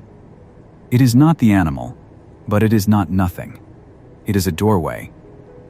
The terrestrial world also included smaller animals that rarely dominate public reconstructions. Turtles basked on banks and nested in sandy places. Lizards and early snakes or snake relatives used ground cover. Amphibians occupied wetter corners. Insects fed on plants, carcasses, dung, and one another.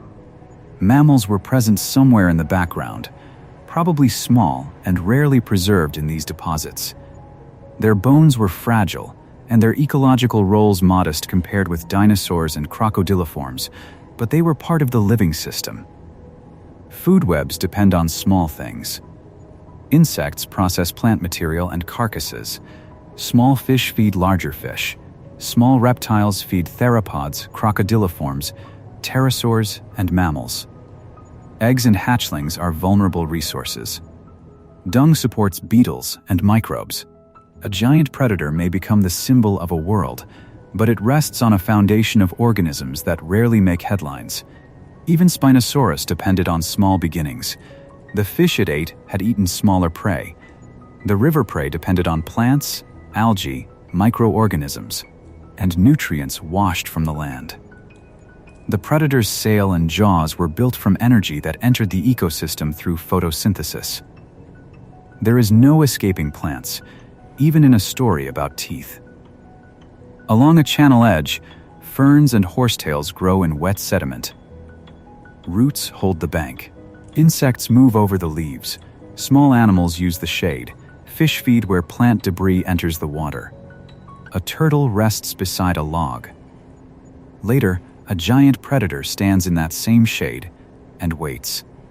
The entire scene begins with green life taking sunlight and turning it into tissue. The Cretaceous plant world in North Africa was changing.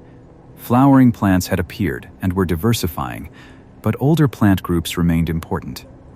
Conifers, ferns, and other non-flowering plants still shaped many landscapes.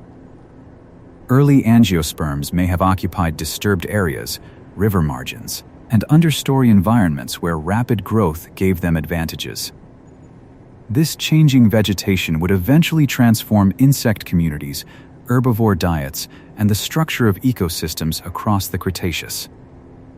We should not fill the Kem Kem floodplain with modern grasses. Grasslands as we know them had not yet taken over the world. The ground cover would have been ferns, low angiosperms in some places, horsetails near water, and other plants, unlike a modern savanna lawn. This changes the visual texture.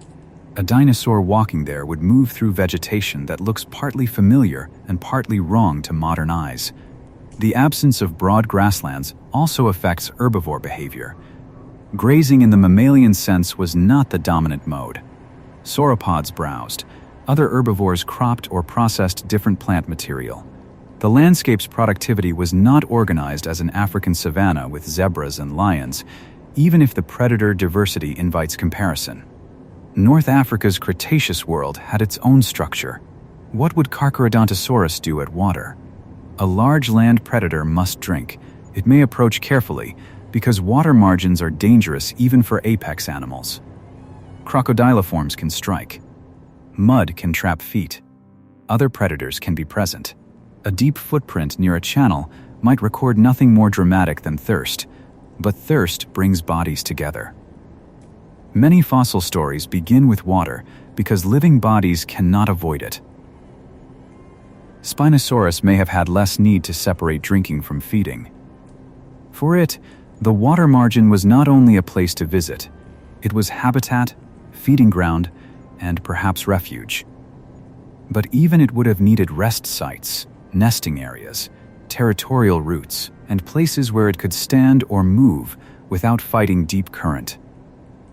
The river was home only because the animal knew how to use its edges. In a predator-rich world, edges are everything. The edge of water, the edge of shade, the edge of a carcass where a smaller animal can feed without being seen, the edge of a territory, the edge between wet season and dry, the edge between one habitat and another. Spinosaurus lived on edges more than almost any other giant theropod we know. That may be why it resists classification. Animals of edges often look contradictory. A crocodile can walk, but is shaped for water. A heron can fly, but spends its life standing in shallows. A bear can run on land and feed in rivers. A seal can move awkwardly ashore and brilliantly in water. Spinosaurus may have occupied a combination unlike any living animal, but the principle is familiar. When two habitats meet, evolution finds opportunities there. The phrase lost world can sometimes make the past feel sealed away, as if it existed behind a door and then disappeared completely. But North Africa's Cretaceous world is not sealed. It leaks into the present through stone, teeth, museum drawers, scientific papers, and local knowledge of fossil ground. It is lost as a living ecosystem, but not lost as evidence. It is still being found. Every new specimen changes the balance of what we think we know. A new jaw can alter species boundaries. A better locality record can separate habitats. A CT scan can reveal internal bone structure. A geochemical sample can suggest water use. A digital model can test buoyancy. A track site can show movement. The lost world is not rebuilt all at once. It returns unevenly, and often after disagreement. The desert keeps offering pieces, never the whole animal at once. That is part of its power. A day in the life of Spinosaurus does not need to begin with a roar. It can begin with heat. The first light touches the river surface and turns the water copper. Mist lifts from shallow pools. Small fish move close to the bank where the current is weaker. Insects cling to stems. A turtle slides from a log. On a sandbar, the tracks of the night remain visible for a short time before sun and wind begin to soften their edges. A large Spinosaurus rises from rest near the channel. Resting posture is difficult to reconstruct, but the animal had to sleep, conserve energy, and avoid overheating like any other large vertebrate. It may have used shaded banks, firm sandbars, or slightly elevated ground near water. The sail would have made some positions awkward. The long body and heavy torso required enough space to lower and lift itself safely. Even lying down was a physical event. Large predators spend much of their time not hunting. This is true in modern ecosystems and was almost certainly true in the Cretaceous. Hunting is expensive. Moving a huge body is expensive. Failed hunts waste energy. If Spinosaurus could exploit fish concentrations, carcasses, or predictable shallow water prey, it may have relied heavily on patience and position rather than constant pursuit. The animal's day might include long periods of stillness. Stillness is not emptiness. A predator waiting at water is reading motion. The tilt of a fish near the surface, the approach of another animal, the direction of current, the firmness of mud underfoot, the distance to deeper water. The possibility that a crocodiliform already occupies the same pool. Waiting is behavior, and for large predators it may be one of the most important behaviors. The head lowers. The neck extends. A fish turns below the surface, visible only as a darker movement inside the brown water. The jaws enter without splashing. For a moment, the animal seems impossibly delicate. Then the strike comes, fast enough that the stillness before it feels like a trick. The prey may escape. Fossil predators are often imagined as perfectly successful because their bones survive without their failures. But living predators fail constantly. A fish slips between the teeth, a tail strike muddies the water, the wrong angle risks injury. A crocodiliform moves closer. A younger Spinosaurus is forced away by a larger one. A morning can pass without food. Even giants experience ordinary frustration. The energy budget of a large theropod would shape its behavior. It needed enough food to maintain muscle, bone, organ function, and growth or reproduction. But it also had the advantage of size. Large animals often have lower metabolic rates per unit mass than small animals, and they can go longer between meals. Spinosaurus may not have needed constant dramatic kills. It needed reliable access to enough food over time. Fish-rich rivers could provide that reliability. A productive aquatic system offers prey that renews quickly compared with large terrestrial herbivores. Fish reproduce in large numbers, grow in water that supports abundant lower food chains, and can concentrate seasonally. For a giant predator with the right jaws, this was a major opportunity. The river could feed size. By midday, heat gathers in the open. The banks smell of wet sediment and decay. A carcass of a large fish lies partly stranded, its scales dulling in the sun. Small animals have already found it. Insects first. Then, smaller reptiles. A pterosaur lands nearby and steps carefully. The Spinosaurus approaches from the channel, not because it killed the fish, but because a dead meal is still a meal. Scavenging is sometimes treated as lesser behavior, but it is essential in real ecosystems. Predators scavenge when they can. It is efficient. A carcass contains energy without the immediate cost of pursuit. A Spinosaurus that ignored carrion would be less successful than one willing to take it. Carcharodontosaurus likely scavenged as well. Crocodiliforms certainly would. The river world recycled bodies quickly. Bite marks and tooth associations can sometimes suggest feeding behavior, but they do not always distinguish hunting from scavenging. A predator tooth near a bone may mean an attack. It may mean feeding on a carcass. It may mean transport by water from another place. This is why paleontologists often use cautious language. Evidence suggests. It may indicate. It is consistent with. These phrases are not weakness. They are the grammar of honesty. A script can show a Spinosaurus catching fish because the anatomy strongly supports fish eating. It can show the animal at carcasses because large predators scavenge. It should be more careful about showing it hunting healthy adult sauropods, battling Carcharodontosaurus regularly, or swimming through deep open water like a marine reptile. Those scenes may be visually tempting, but temptation is not evidence. The most powerful scenes are often the ones the evidence can actually support. A long jaw in water. A tooth shed in sediment. A tail moving through a shallow channel. A sail silhouetted above a bank. A large fish in a shrinking pool. A predator choosing the edge instead of the center of the river. These are enough. Spinosaurus does not need invented excess. Later in the day, the wetland becomes noisy. Heat stirs insects. Fish surface in deeper water. Crocodiliforms shift from basking to movement. Pterosaurs return to feeding places. Smaller theropods move through shaded cover. The Spinosaurus may travel along the bank, following the channel to another pool. Its gait on land remains debated in detail, but as a theropod, it likely moved bipedally, with the tail balancing the body and the head carried forward. Each step of a giant theropod involves control. The foot lifts. Weight transfers. The toes spread on contact. Mud responds differently from sand, and wet ground can become dangerous under several tons of animal. A misstep can strain muscle, twist joints, or trap the foot. In an ecosystem full of predators and scavengers, injury is not a small inconvenience. It is a possible death sentence. The feet of Spinosaurus are not as completely known as we would like, and some reconstructions have suggested broad or possibly weight-distributing proportions.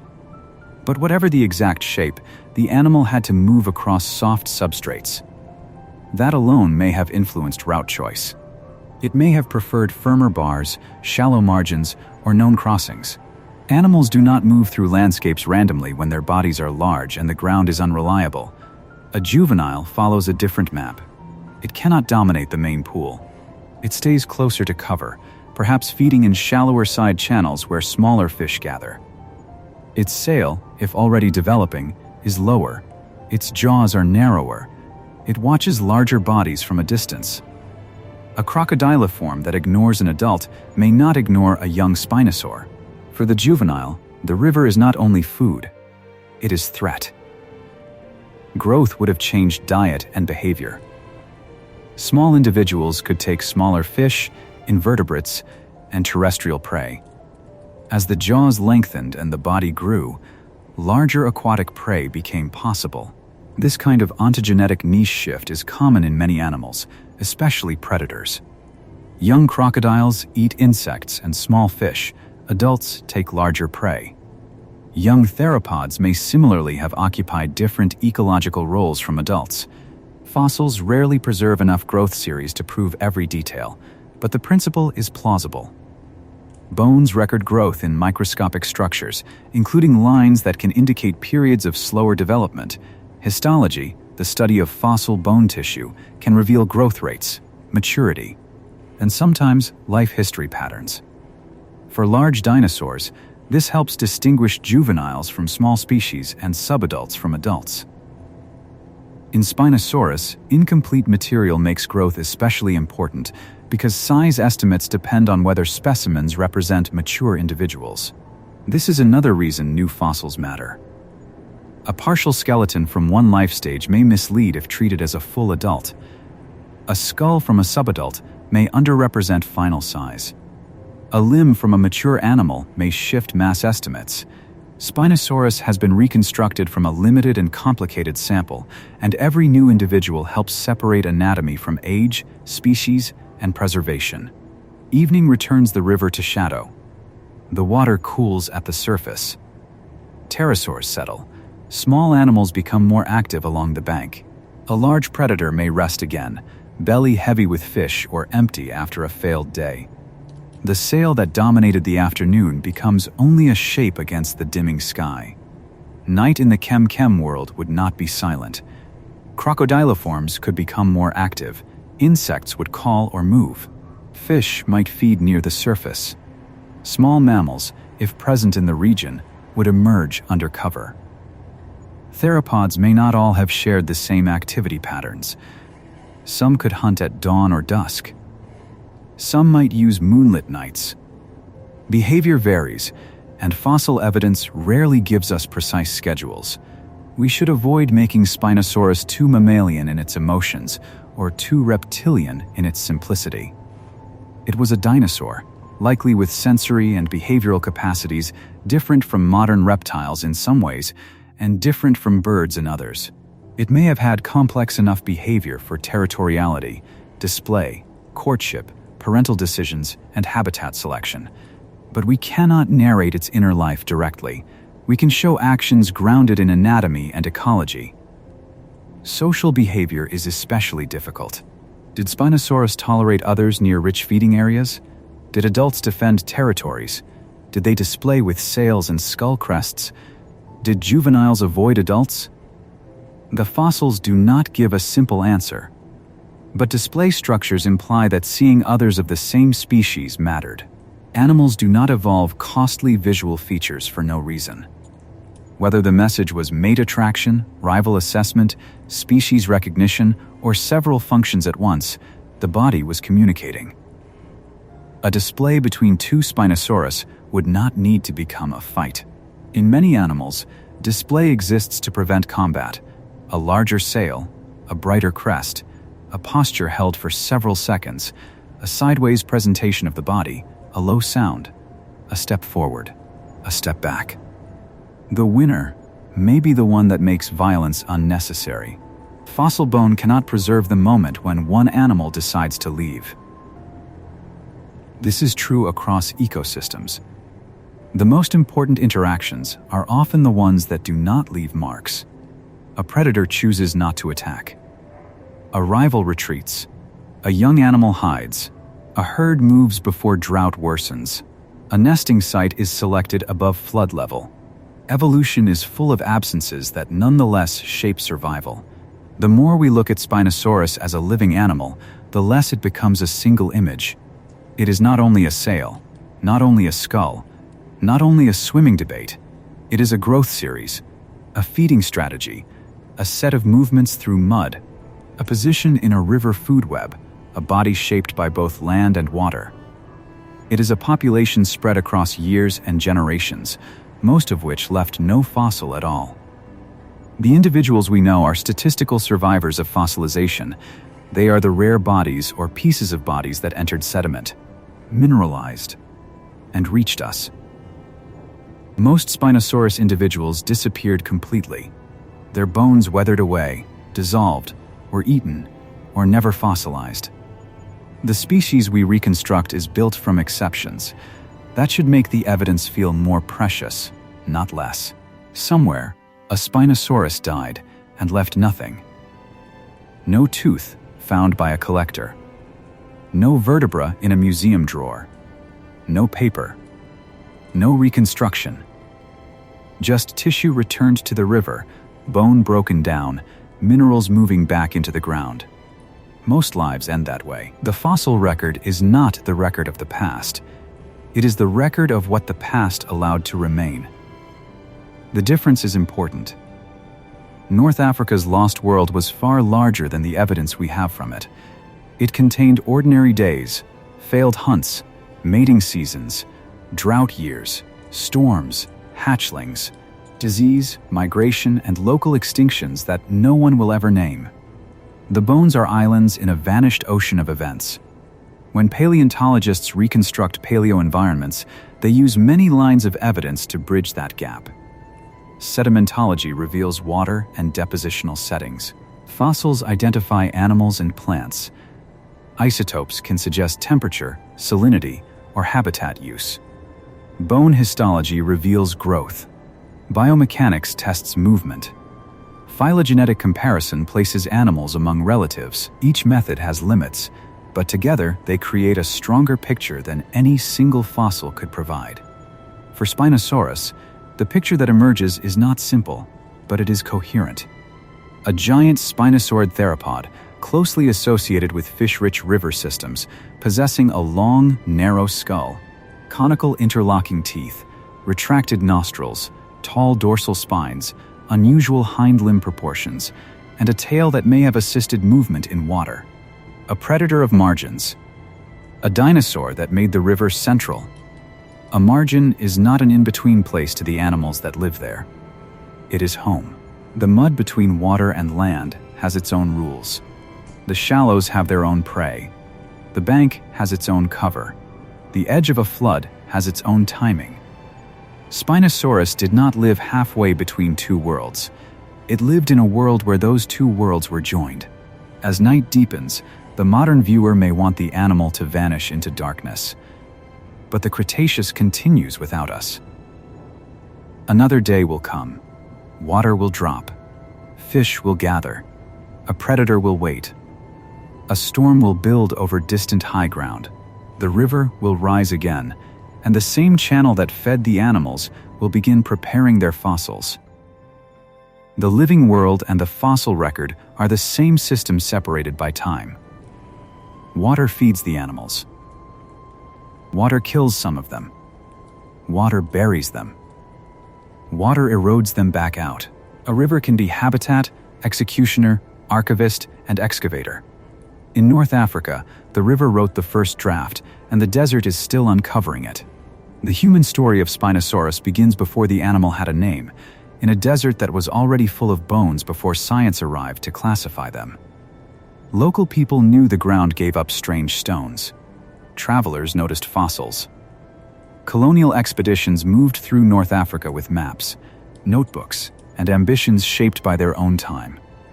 The scientific record that came from those expeditions is valuable, but it also carries the history of extraction, empire, and loss. Ernst Stromer worked in Egypt during the early 20th century when European museums were competing to describe the deep past of Africa. The Bahariya oasis produced extraordinary material, predatory dinosaurs, sauropods, crocodile-like, fishes, and plants from a Cretaceous ecosystem near what had once been a lush coastal plain. Among these finds were the bones of Spinosaurus, so unusual that even incomplete material forced a new name. The sail made it visible. The jaw made it strange. The size made it impossible to ignore. Stromer described Spinosaurus aegyptiacus in 1915. The fossils were housed in Munich, where they remained until April 1944, when Allied bombing destroyed the museum building and the original material was lost. Drawings, measurements, and photographs survived, but the bones themselves did not.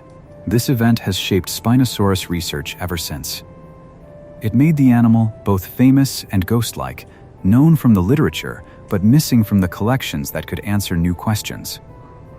The loss of the original fossils did not erase Spinosaurus, but it made every later specimen carry extra weight. A piece of jaw from Morocco, a vertebra from a private collection, a tail from the Kem Kem, a skull fragment from another locality, each arrived not only as new evidence but as a partial replacement for what had been destroyed. Spinosaurus became an animal reconstructed from absence as much as from bone. There is something haunting about a dinosaur whose first skeleton was lost in a human war. The animal survived 95 million years in stone, crossed into scientific memory, and then vanished again in a night of fire. Deep time preserved it. Modern history destroyed it. That haunting quality should not turn the science into romance alone. The drawings and descriptions remain important. Later researchers could compare new material with Stromer's published work, but the missing bones leave questions that will never be answered directly. Fossil surfaces that might have been scanned. Internal structures that might have been tested. Breaks, textures, and details that might have clarified anatomy. They are gone.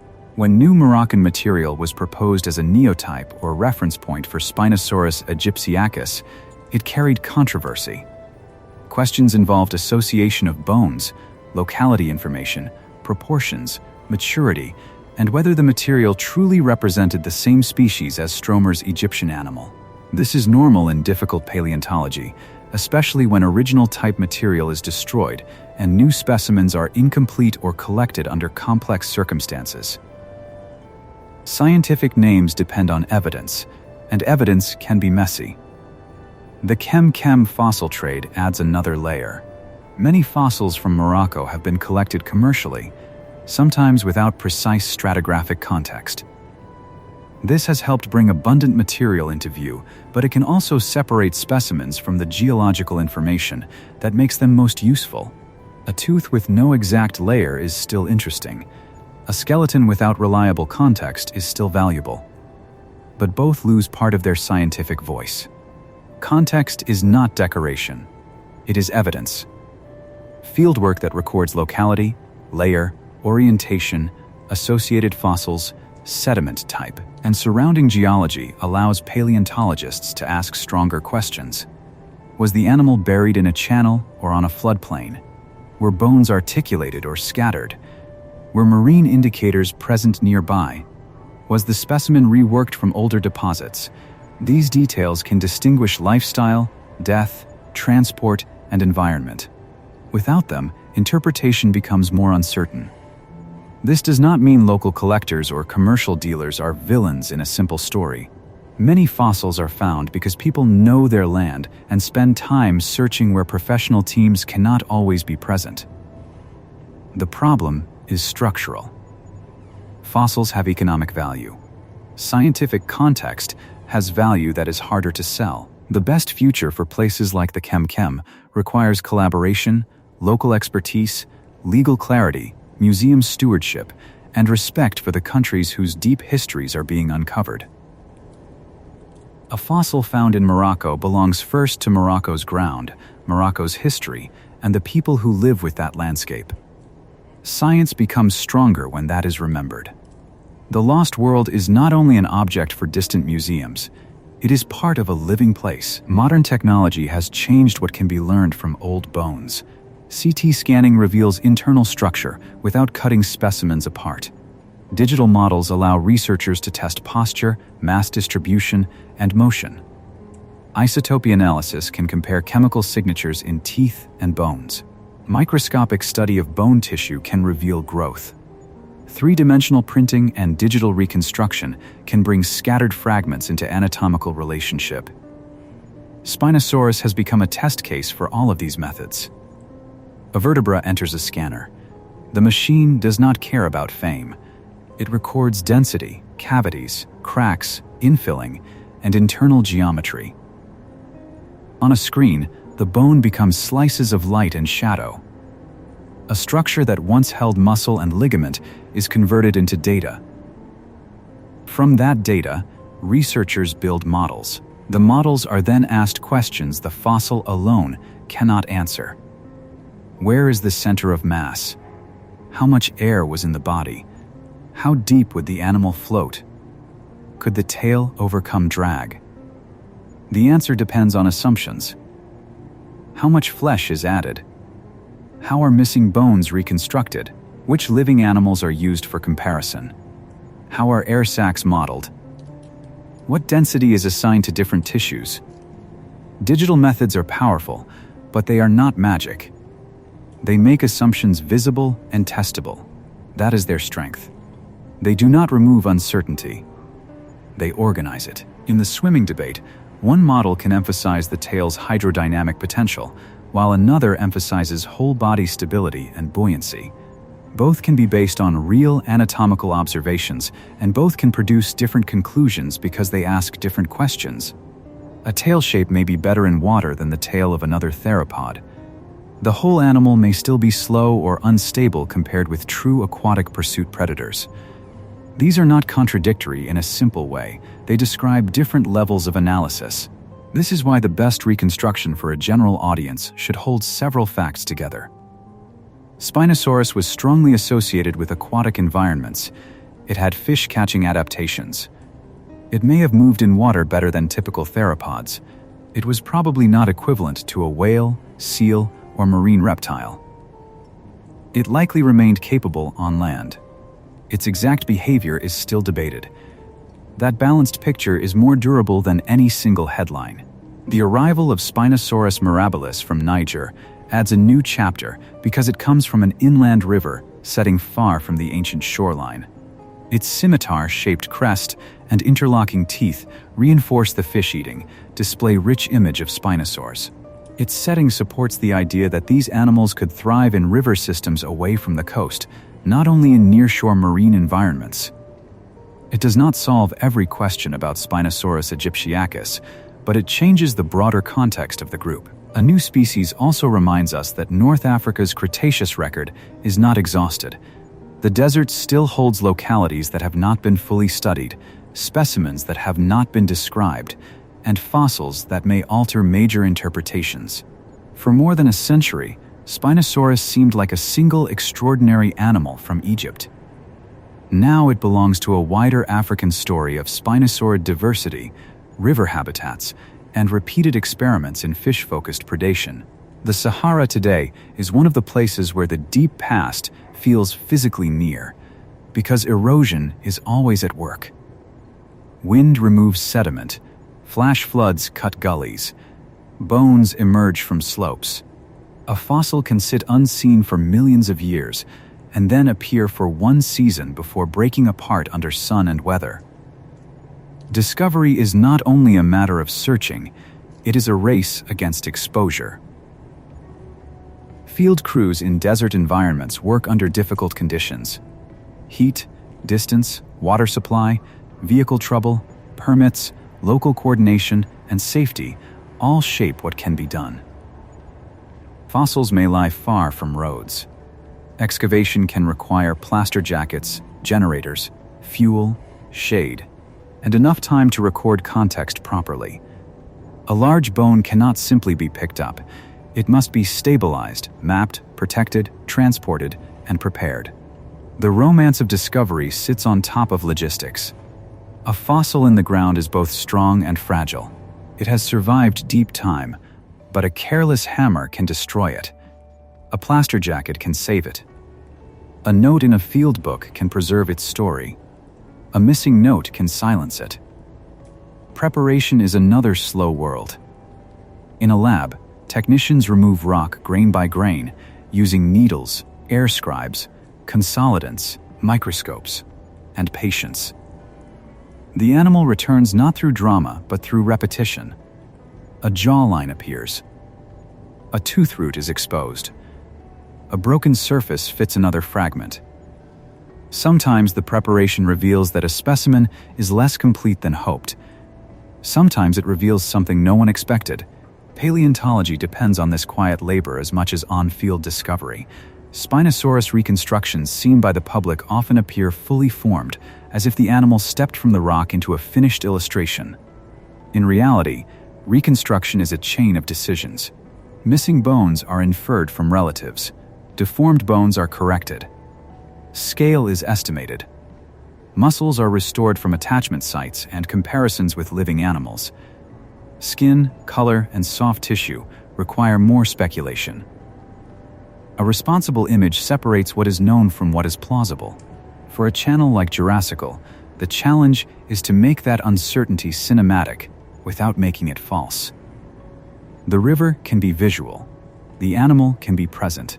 The narration can move with atmosphere. But the script should not pretend that every image is proven. It can say the evidence suggests, the animal may have, the river likely, some researchers argue, other studies question. Those phrases keep the reconstruction honest. Honesty does not make deep time smaller. It lets the past remain alive without forcing it into certainty. A fossil animal is not less magnificent because we do not know the color of its sail.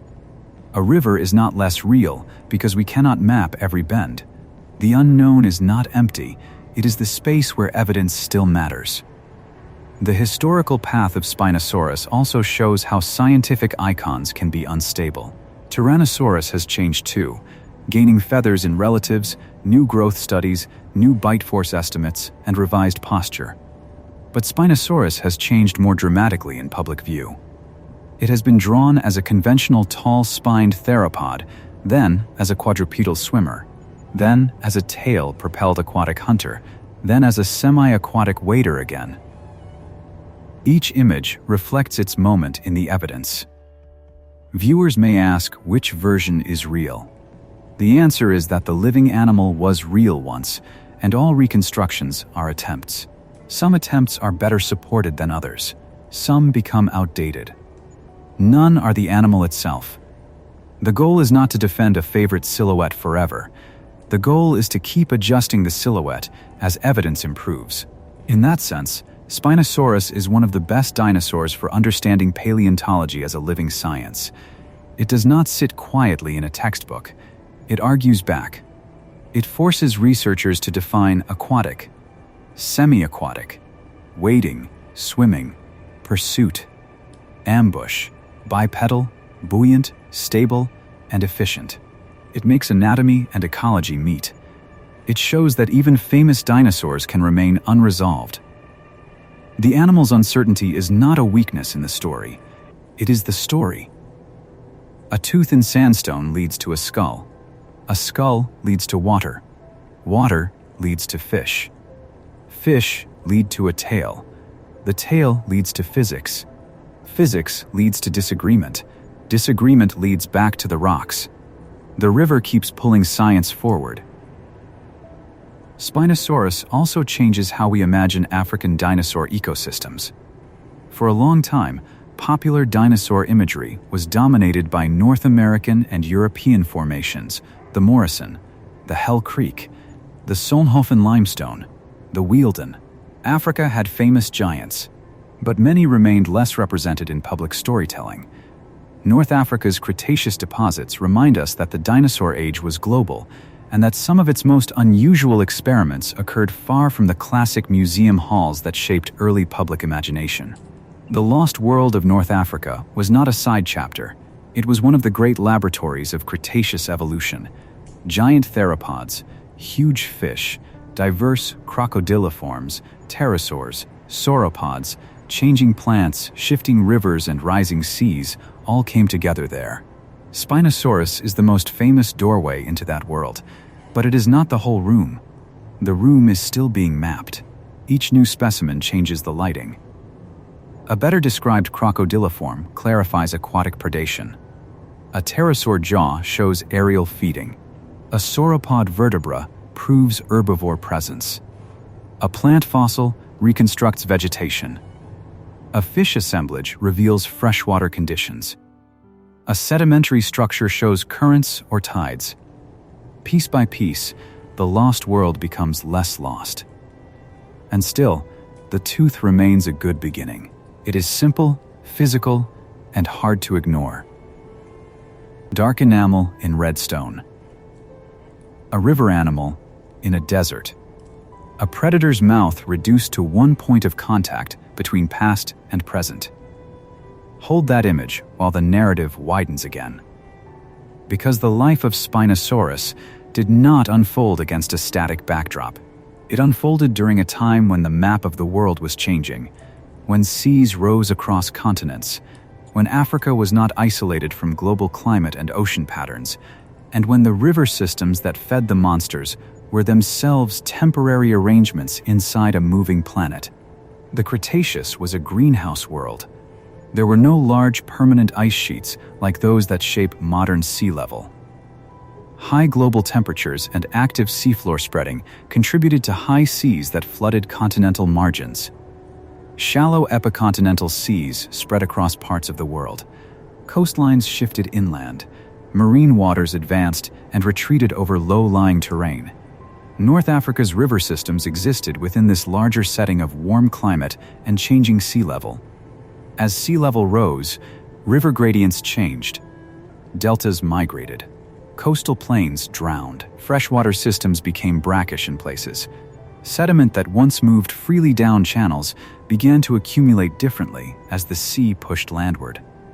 For animals tied to rivers and floodplains, these changes could alter habitat availability over long time spans. A lineage adapted to one kind of water margin might find itself facing another. Geological change is usually too slow for a single animal to perceive, but not always too slow for populations. A shoreline advancing over thousands of years can shift nesting grounds, prey distributions, salinity, vegetation, and the locations of channels. Evolution responds not to period names, but to these practical changes. Where is the food? Where are the safe nests? Where is the water fresh enough? Where can a body like mine move? Spinosaurus lived inside those practical questions. Its success depended on a landscape that provided fish, shallow water, banks, and enough space to move between them. When the landscape changed, the animal's advantages could change as well. This is how a thriving specialist can become vulnerable without doing anything wrong. The river that makes a giant can also abandon it. A channel shifts, a pool dries, a coastline advances, a food web reorganizes. No animal is built for every future. The end of Spinosaurus was not the end of the dinosaurs.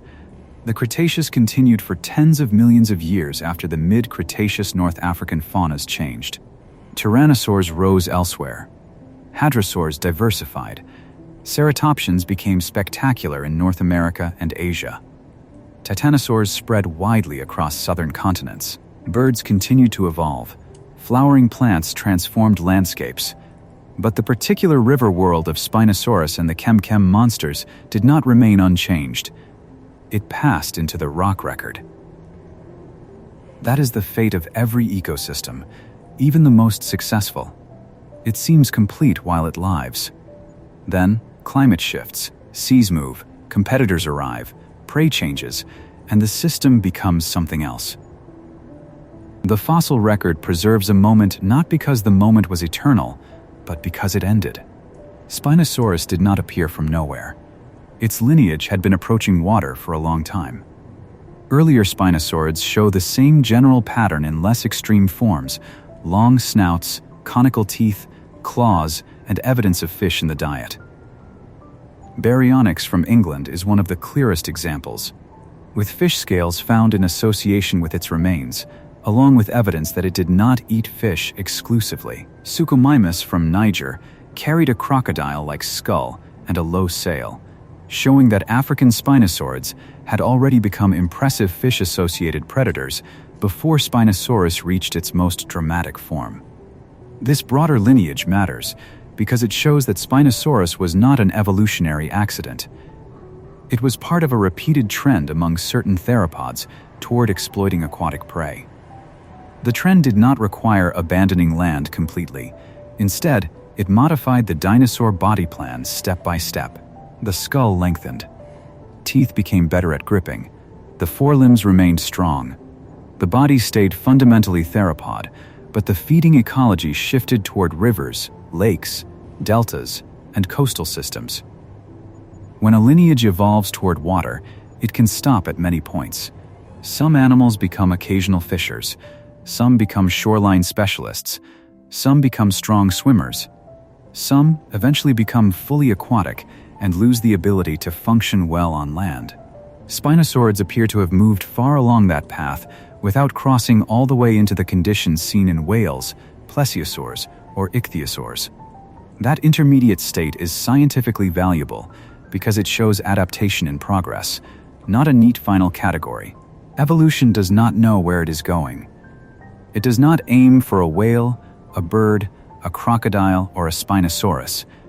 It keeps what works now in the environment available now with the body inherited from the past. Spinosaurus was not designed for a label. It was assembled by survival. In North Africa, the available environment was generous to a fish-eating giant. Wide rivers and deltas supplied prey. Warm climate kept productivity high. Seasonal changes concentrated food. Coastal influence may have connected freshwater and nearshore systems, allowing different animals to move through a mosaic of habitats. The river margins were not marginal in an ecological sense. They were among the richest places in the landscape. A bend in the river becomes a feeding station. Current slows against the outer bank. Driftwood collects. Small fish shelter in the debris. Larger fish circle the deeper water. A crocodiliform waits near the shade. A pterosaur lands on a bar downstream. Later, a Spinosaurus steps into the shallows, and every smaller animal near the surface adjusts. Prey behavior shapes predator anatomy, just as predator anatomy shapes prey behavior. A fish that can twist free favors teeth that puncture. A prey animal that hides in muddy water favors patience, sensory precision, and strategic positioning. A channel full of snags favors a predator that can reach into complex spaces without throwing its whole body into them. Spinosaurus's long jaws may have given it reach into water that would be risky for a deeper-skulled predator. The skull of Carcharodontosaurus, by contrast, was not optimized for that same task. Its teeth were better suited to cutting. Its head was deeper. Its prey base likely included large terrestrial animals and carcasses. This does not mean it never ate fish or never approached water, only that its anatomy points elsewhere. Two huge theropods could therefore occupy one region without being duplicates of each other. Niche partitioning is one of the quiet themes of the dinosaur age. Large animals can coexist when they divide resources by height, habitat, prey size, feeding method, time of day, or season. Sauropods in Jurassic ecosystems did this by feeding at different heights or on different vegetation. Cretaceous predators may have done it by separating river prey from land prey, ambush from pursuit, carcass use from active hunting, and open floodplain from channel margin. A fossil list cannot show partitioning by itself. It only gives names. The living landscape gives those names distance. One animal at a pool, one on higher ground, one moving at dusk, one feeding from a carcass after others have left. Space is what turns a crowded fossil assemblage into a functioning ecosystem. The Tethys Sea gave the larger region another source of richness. Warm, shallow marine waters lay to the north, and their influence moved across lowlands as sea level changed. Marine and freshwater worlds were not always sharply separated. Deltas, estuaries, lagoons, and coastal flats can blend salinity and species in complex ways. Animals living near these gradients may encounter different prey and conditions over relatively short distances. Not every Kem Kem deposit was marine, and not every Spinosaurus locality should be imagined as a beach. The evidence points strongly to continental river and delta systems, with some intervals showing coastal or tidal influence. The safest image is not an ocean predator, but a river and delta predator in a region approaching a warm sea. That distinction keeps the animal grounded in the rocks. The coast may have been close in some parts of the story and distant in others. What matters is the movement of water across low land, fresh channels carrying sediment, brackish margins touched by tides, floodplains green after rain, sandbars exposed under sun, a changing boundary where animals followed opportunity. Sea level rise during the Cretaceous eventually contributed to major marine transgressions across North Africa. As the sea advanced, river systems were drowned or reorganized. Carbonate platforms formed in places above older terrestrial beds. The animals of the river world did not vanish in one dramatic instant like the dinosaurs at the end of the Cretaceous, but their habitats changed. Over long spans, that change altered which species could persist. A river predator can be powerful and still dependent. It depends on channels staying productive.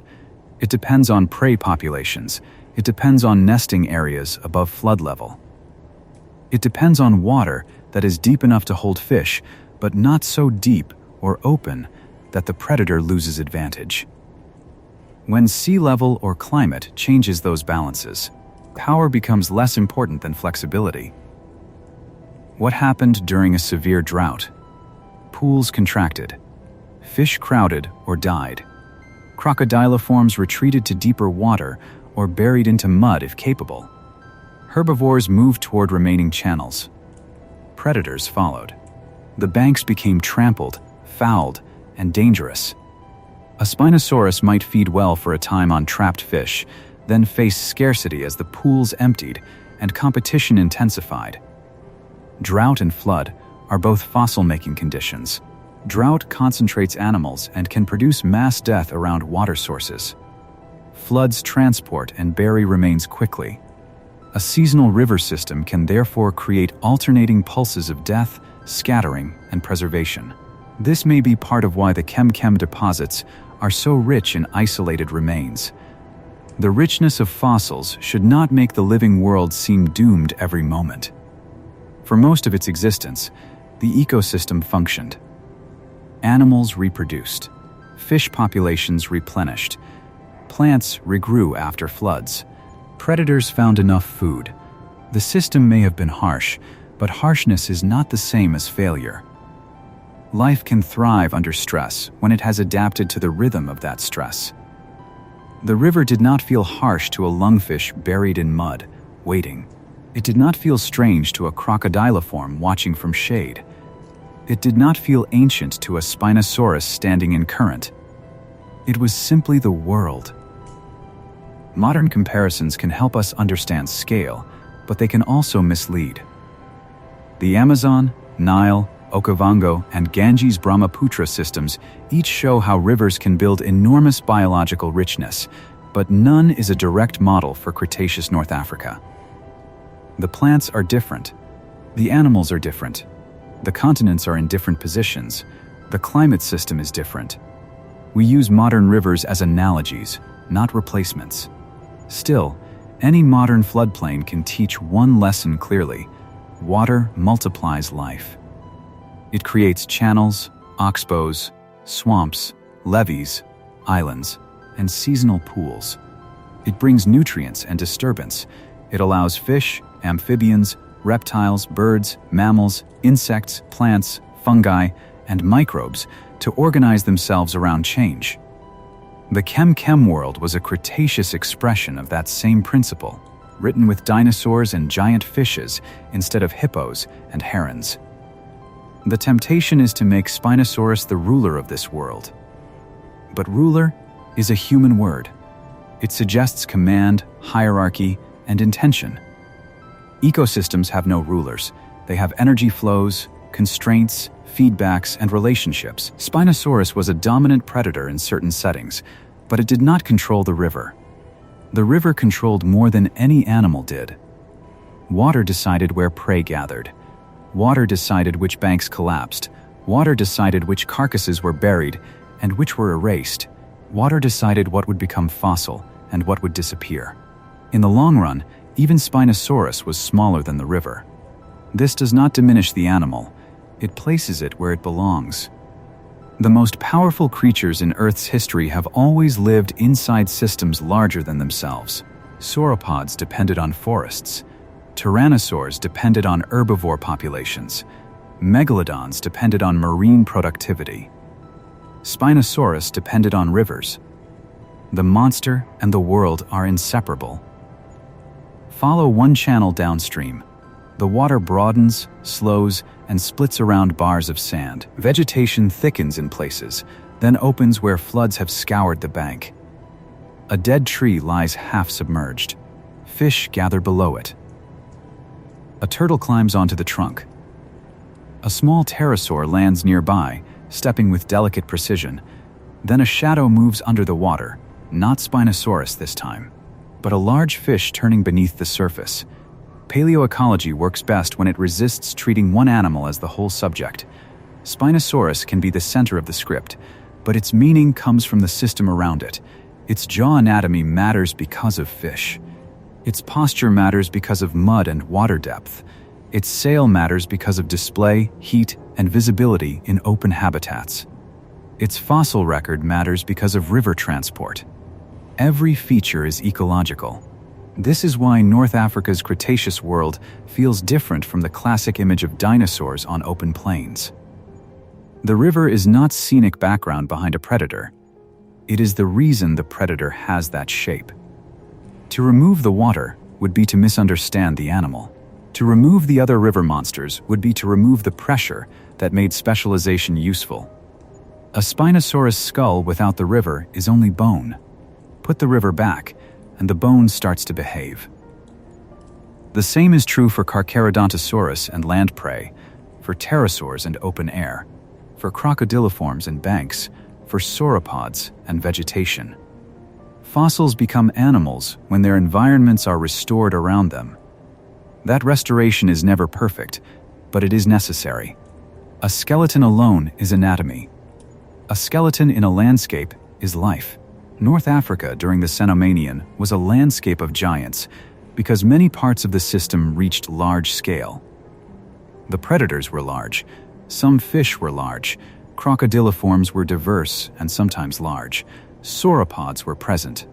Pterosaurs could be impressive. Even the river systems themselves may have been broad and powerful. Scale repeated across the food web. Scale, however, is unevenly preserved. We know large animals better because large bones fossilize more easily and attract more attention. Smaller species must have existed in greater numbers, but their remains are easier to miss or destroy. A complete reconstruction should leave room for the unseen majority: small fish, insects, hatchlings, small reptiles, plants, microbes, and all the organisms that made the giants possible.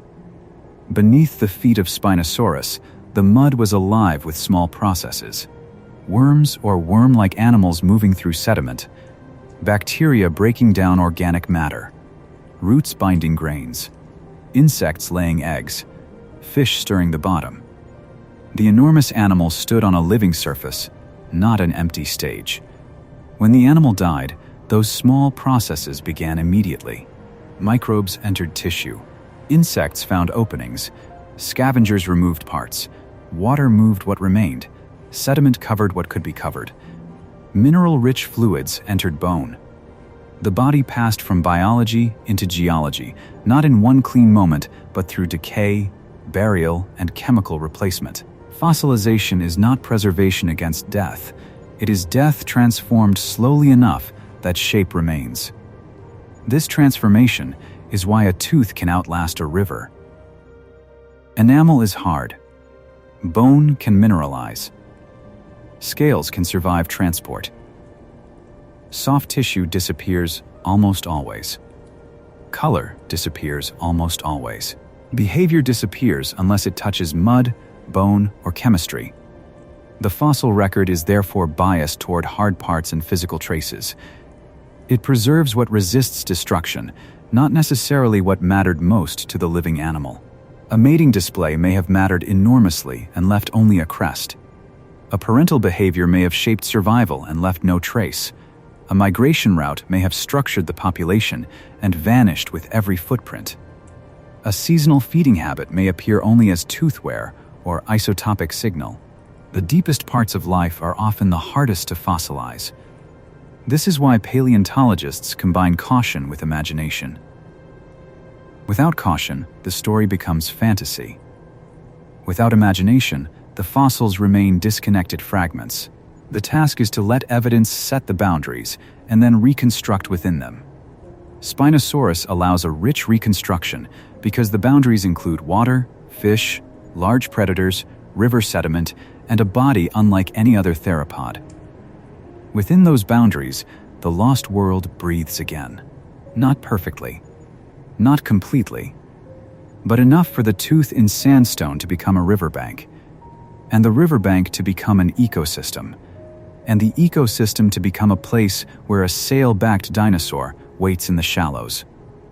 Follow one bone instead of one animal.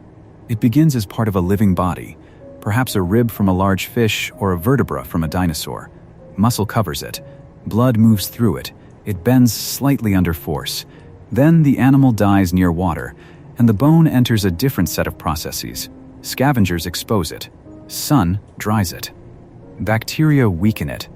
A flood arrives and moves it, not far perhaps, just enough to separate it from the rest of the body. In a river system, transport is selective. Dense pieces may stay near the channel floor. Lighter fragments may move farther.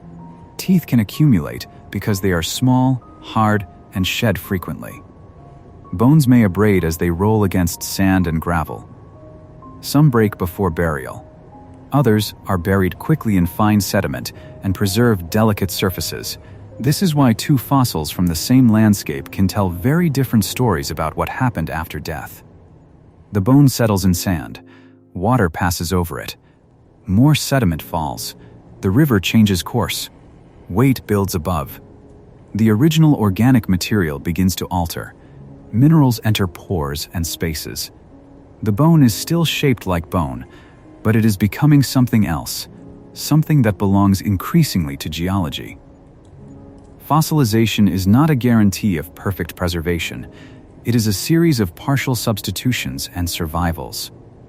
Some microscopic details remain. Some are lost. Chemical conditions matter. Burial speed matters. Oxygen levels matter. The mineral content of groundwater matters. later pressure and erosion matter. When we look at a fossil, we are looking at the result of many favorable accidents, any one of which could have failed. This process explains why the Kem Kem deposits often yield isolated elements rather than perfect skeletons. A river can preserve abundantly without preserving neatly. It can give science thousands of teeth and still leave uncertainty about exact species diversity. It can preserve a jaw but not the rest of the skull. It can preserve a tail that changes a debate while leaving other body regions unknown. Abundance and completeness are different gifts. A complete skeleton feels more satisfying because the mind wants closure. But isolated fossils can be just as revealing when they occur in patterns. A repeated tooth shape shows a predator's presence. A set of fish remains shows aquatic productivity. Pterosaur jaws suggest aerial feeding. Crocodiliform scutes and skulls reconstruct water margin predators. Sauropod bones and tracks bring herbivores back into the scene. The ecosystem emerges not from one perfect fossil, but from many incomplete ones agreeing with each other. The desert does not give the past back whole. It gives it back in pieces, and the pieces must learn to speak together. This is why the lost world of North Africa is both vivid and unstable. It is vivid because the ingredients are so strong: a sail-backed fish eating dinosaur, giant predatory theropods, huge fish, crocodiliforms, pterosaurs, floodplains, deltas, and a greenhouse climate. It is unstable because the precise arrangement of those ingredients remains under study. A responsible reconstruction must hold color and caution in the same hand. The visual world would have been overwhelming. Broad channels under a hot sky, low vegetation shining after rain, sandbars crossed by tracks, fish rolling in pools, crocodiliforms resting with mouths open to shed heat, pterosaurs circling over exposed bars, sauropods moving through the greenest corridors, a carcharodontosaur leaving deep three-toed prints on firmer ground, and near water, the unmistakable body of Spinosaurus, long-jawed and high-spined.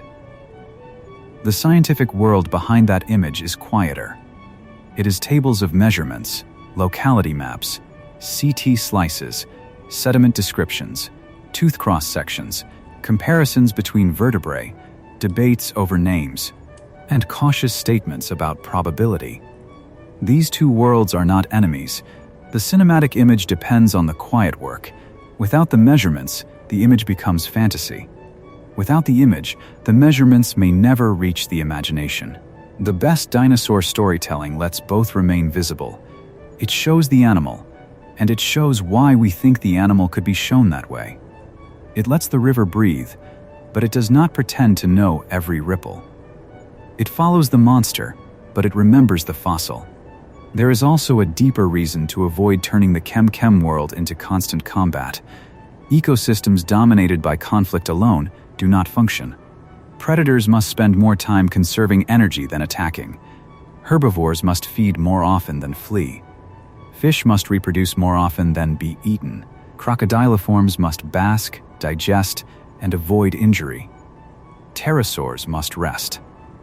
Even in a harsh world, ordinary behavior outnumbers dramatic behavior. A Spinosaurus standing still may be a more accurate scene than one charging. A pterosaur stepping across mud may be more revealing than one being snapped from the air.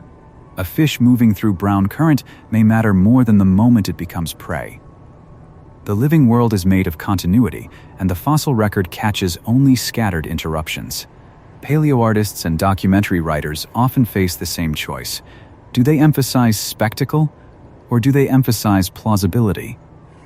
The strongest reconstructions do both, but the spectacle comes from the real conditions: the size of the fish, the shape of the jaws, the heat of the floodplain, the density of predators, the change from river to desert. Nothing needs to be exaggerated beyond recognition. Spinosaurus especially suffers when it is forced into a single dramatic role. If it is made only into a monster, its ecological uniqueness is lost. If it is made only into an argument about swimming, its living world disappears. If it is made only into a strange silhouette, the fish, rocks, plants, and other animals become background. The more complete version is quieter and stranger, a giant theropod whose life was organized around water in ways paleontologists are still testing. That version fits the reference style of a long documentary journey. It can move from a physical object to an ecosystem, from anatomy to climate, from discovery to debate, from living behavior to fossilization. It does not need artificial cliffhangers. The evidence itself creates forward motion. Each bone asks for the next. Each river scene leads to a scientific question. Each uncertainty returns us to the stone. The narration can slow when the fossil is small. It can steady itself when explaining evidence. It can darken when the environment changes. It can widen when the scale of deep time appears, but it should never lose the riverbank beneath its feet. The greatest scale in this story is not the size of Spinosaurus, but the span between the living river and the modern desert. 95 million years is long enough for continents to shift, seas to rise and withdraw, climates to transform, lineages to vanish, and primates to evolve from small mammals into creatures capable of reading river systems from sandstone. The distance is enormous, but not empty. Fossils cross it. A human life is too short to watch a formation accumulate, too short to see a sea advance across a continent, too short to witness a desert replace a river system. Science extends perception beyond that limit. Stratigraphy turns layers into sequence. Comparative anatomy turns bones into bodies. Geochemistry turns isotopes into habitat signals. Phylogenetics turns resemblance into evolutionary history. Together, these methods let us perceive changes no individual could live long enough to see. That may be the most remarkable part of the story. Not that Spinosaurus was strange, though it was. Not that the river held monsters, though it did. But that enough remains for us to know any of it at all. A child looking at a Spinosaurus tooth may first see only a pointed fossil. Then someone explains that the tooth belonged to a dinosaur with a crocodile-like snout, that it lived where the Sahara now lies, that the rock was once river sediment, that the animal may have stood in shallow water catching fish larger than a person. The tooth changes. It becomes a handle on deep time. Every fossil is like that. It begins as an object and becomes a relationship between past and present, between animal and environment, between evidence and imagination, between what is known and what remains hidden. Spinosaurus is powerful because its relationship with the river is still visible after all this time. Hold the tooth again. Feel its simplicity. It does not show the sail, the tail, the arguments, the coastline, the flood, the fish, or the desert. Yet all of those things gather around it when the evidence is followed carefully. A single tooth becomes a doorway, and beyond the doorway is North Africa before the sand. Future discoveries may change the animal again. A better foot could clarify how it moved on soft ground. A more complete pelvis could refine posture.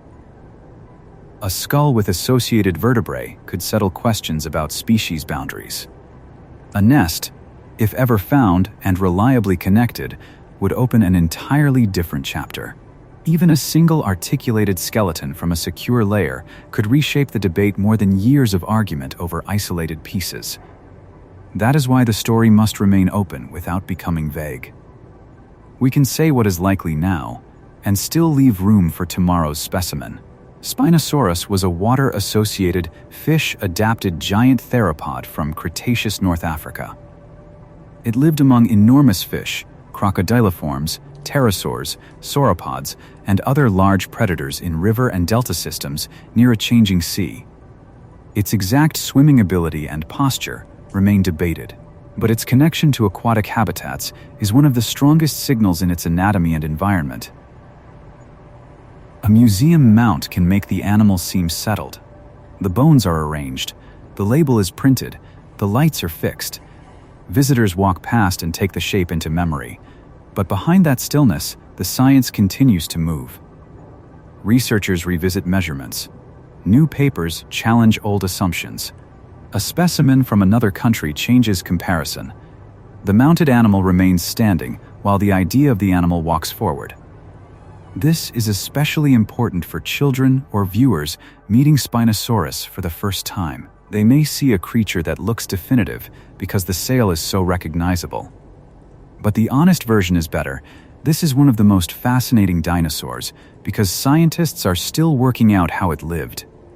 Not because no one knows anything, but because enough is known to ask precise questions and enough remains missing to keep those questions alive. The same is true of the lost world around it. The Kem Kem beds are not a finished illustration. They are an active scientific landscape. Researchers continue to refine the stratigraphy, taxonomy, and paleoecology. Fossils once assigned confidently to one animal may be reconsidered. New species may be named. Old names may be revised. Depositional models may become more detailed. The river world becomes clearer by becoming more complicated. Complication is not the enemy of wonder. It is often where wonder begins to mature. A simple monster can be exciting for a moment. A real ecosystem can hold attention for much longer. When the script returns to Spinosaurus in its final passages, it should carry all of this with it. The animal is not alone. It stands on sediment built by currents. It feeds from a river full of ancient fish. It shares space with crocodiliforms and pterosaurs. It lives under a greenhouse sky near a shifting coastline. It is known through fossils collected, lost, argued over, scanned, and reinterpreted. The silhouette is simple. The reality is layered. That layering is what makes North Africa's Cretaceous world feel so deep. There is the living layer, heat, water, bodies, hunger, movement.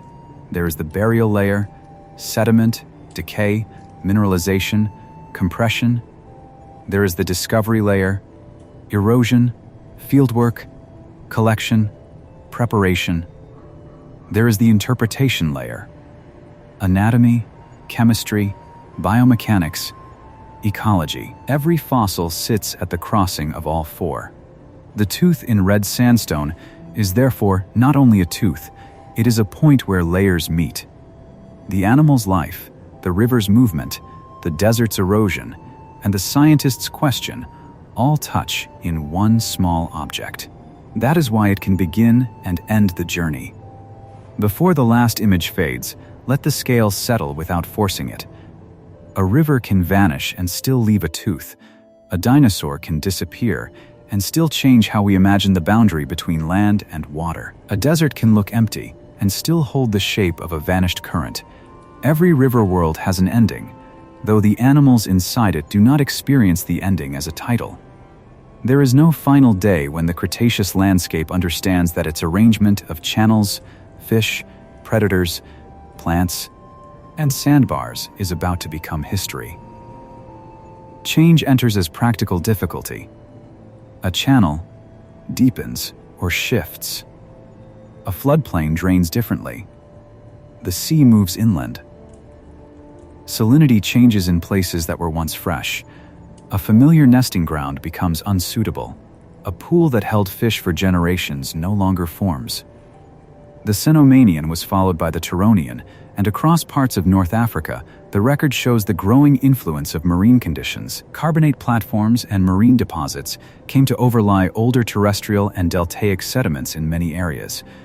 This transition was not a single wave washing over the entire landscape at once, but a long reorganization of environments. River systems still existed, but the particular settings that preserved the Kem Kem fauna changed. We should not imagine Spinosaurus watching an ocean arrive in one dramatic scene. Geological transitions unfold at scales larger than individual perception. A population might experience them through generations, slightly different channels, altered prey distributions, shifting sediment, increased coastal influence, changing vegetation, new competitors, and local disappearances. Evolution responds through survival and reproduction, not through awareness. A single animal only knows whether food is present, whether the bank holds, whether the water can be crossed, whether another predator is too close, whether the season is good enough to live through. For a specialist, enough small changes can become a large problem. If fish populations move, if shallow feeding grounds disappear, if nesting areas become less reliable, or if competition changes, the traits that once made an animal successful can lose their advantage. Spinosaurus may have been powerful, but power cannot stop sea level. It cannot keep a river in place. It cannot prevent a food web from reorganizing over thousands of years. This is one of the quiet truths of deep time. Extinction is often not a punishment, not a failure, and not a dramatic defeat. It can be the end of compatibility between a body and a world. The body may have worked beautifully for millions of years.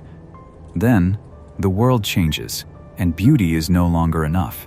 The Spinosaurids as a group had a long history, but they declined and vanished before the end Cretaceous asteroid.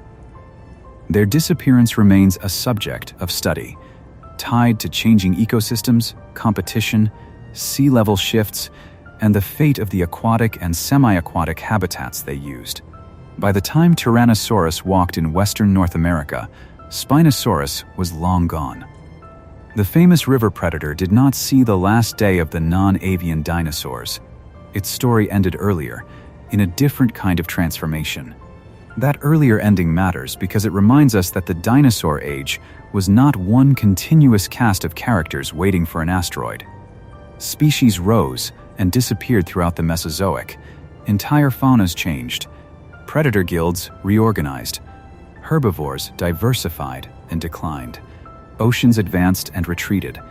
The asteroid ended the age in a spectacular way, but most dinosaur species that ever lived were already extinct before it arrived.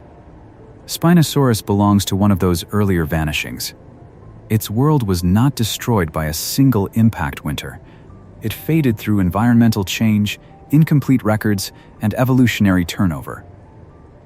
We do not yet know the full mechanism. We may never know it in a satisfying way. But the rocks show that the river world did not remain as it was. A channel fills. A bank hardens. A fish lineage moves or dies out. A predator fails to return. Sediment covers the surface. Later, limestone forms above. Later still, the whole region lifts, dries, erodes, and becomes a desert where water is mostly memory. The modern Sahara is often imagined as timeless, but it is one of the strongest reminders that landscapes change. It has held seas, rivers, wetlands, grasslands, human cultures, and deserts at different times. Its current dryness is real, but not eternal. The fossils of Spinosaurus come from one much older phase, when North Africa's water systems helped sustain animals that seem impossible in the present climate. Stand in the modern Kem Kem region, or at another fossiliferous Sahara outcrop, and the contrast becomes almost physical. Your body feels heat, dust, open sky, and dryness. The rock at your feet speaks of channels, fish, floodplains, and deltas. The present tells one story through your skin, the fossils tell another through stone. Both are true. They are separated by time. A tooth weathering from sandstone is not trying to explain itself. It has no label. It may be found by a local collector, a child, a scientist, or no one at all. If collected with care, it can become part of a scientific pattern. If left in the sun, it may crack and disappear. Fossils are ancient, but their exposure is temporary. Once erosion brings them back into the world, the clock starts again. Museums preserve some of that exposure. A specimen moved into a collection can be studied for decades or centuries, scanned with technologies not yet invented when it was collected, compared with fossils not yet found, and reinterpreted as ideas change. This is one reason museum collections are so important. A bone in a drawer is not inactive. It is potential evidence waiting for the right question. Spinosaurus itself proves this. Old drawings remain useful. New scans change interpretations. Specimens collected years earlier can become important when compared with new material. A fossil is not finished when it is described. It continues to participate in science as methods improve and questions sharpen. The animal is gone, but the evidence has an afterlife.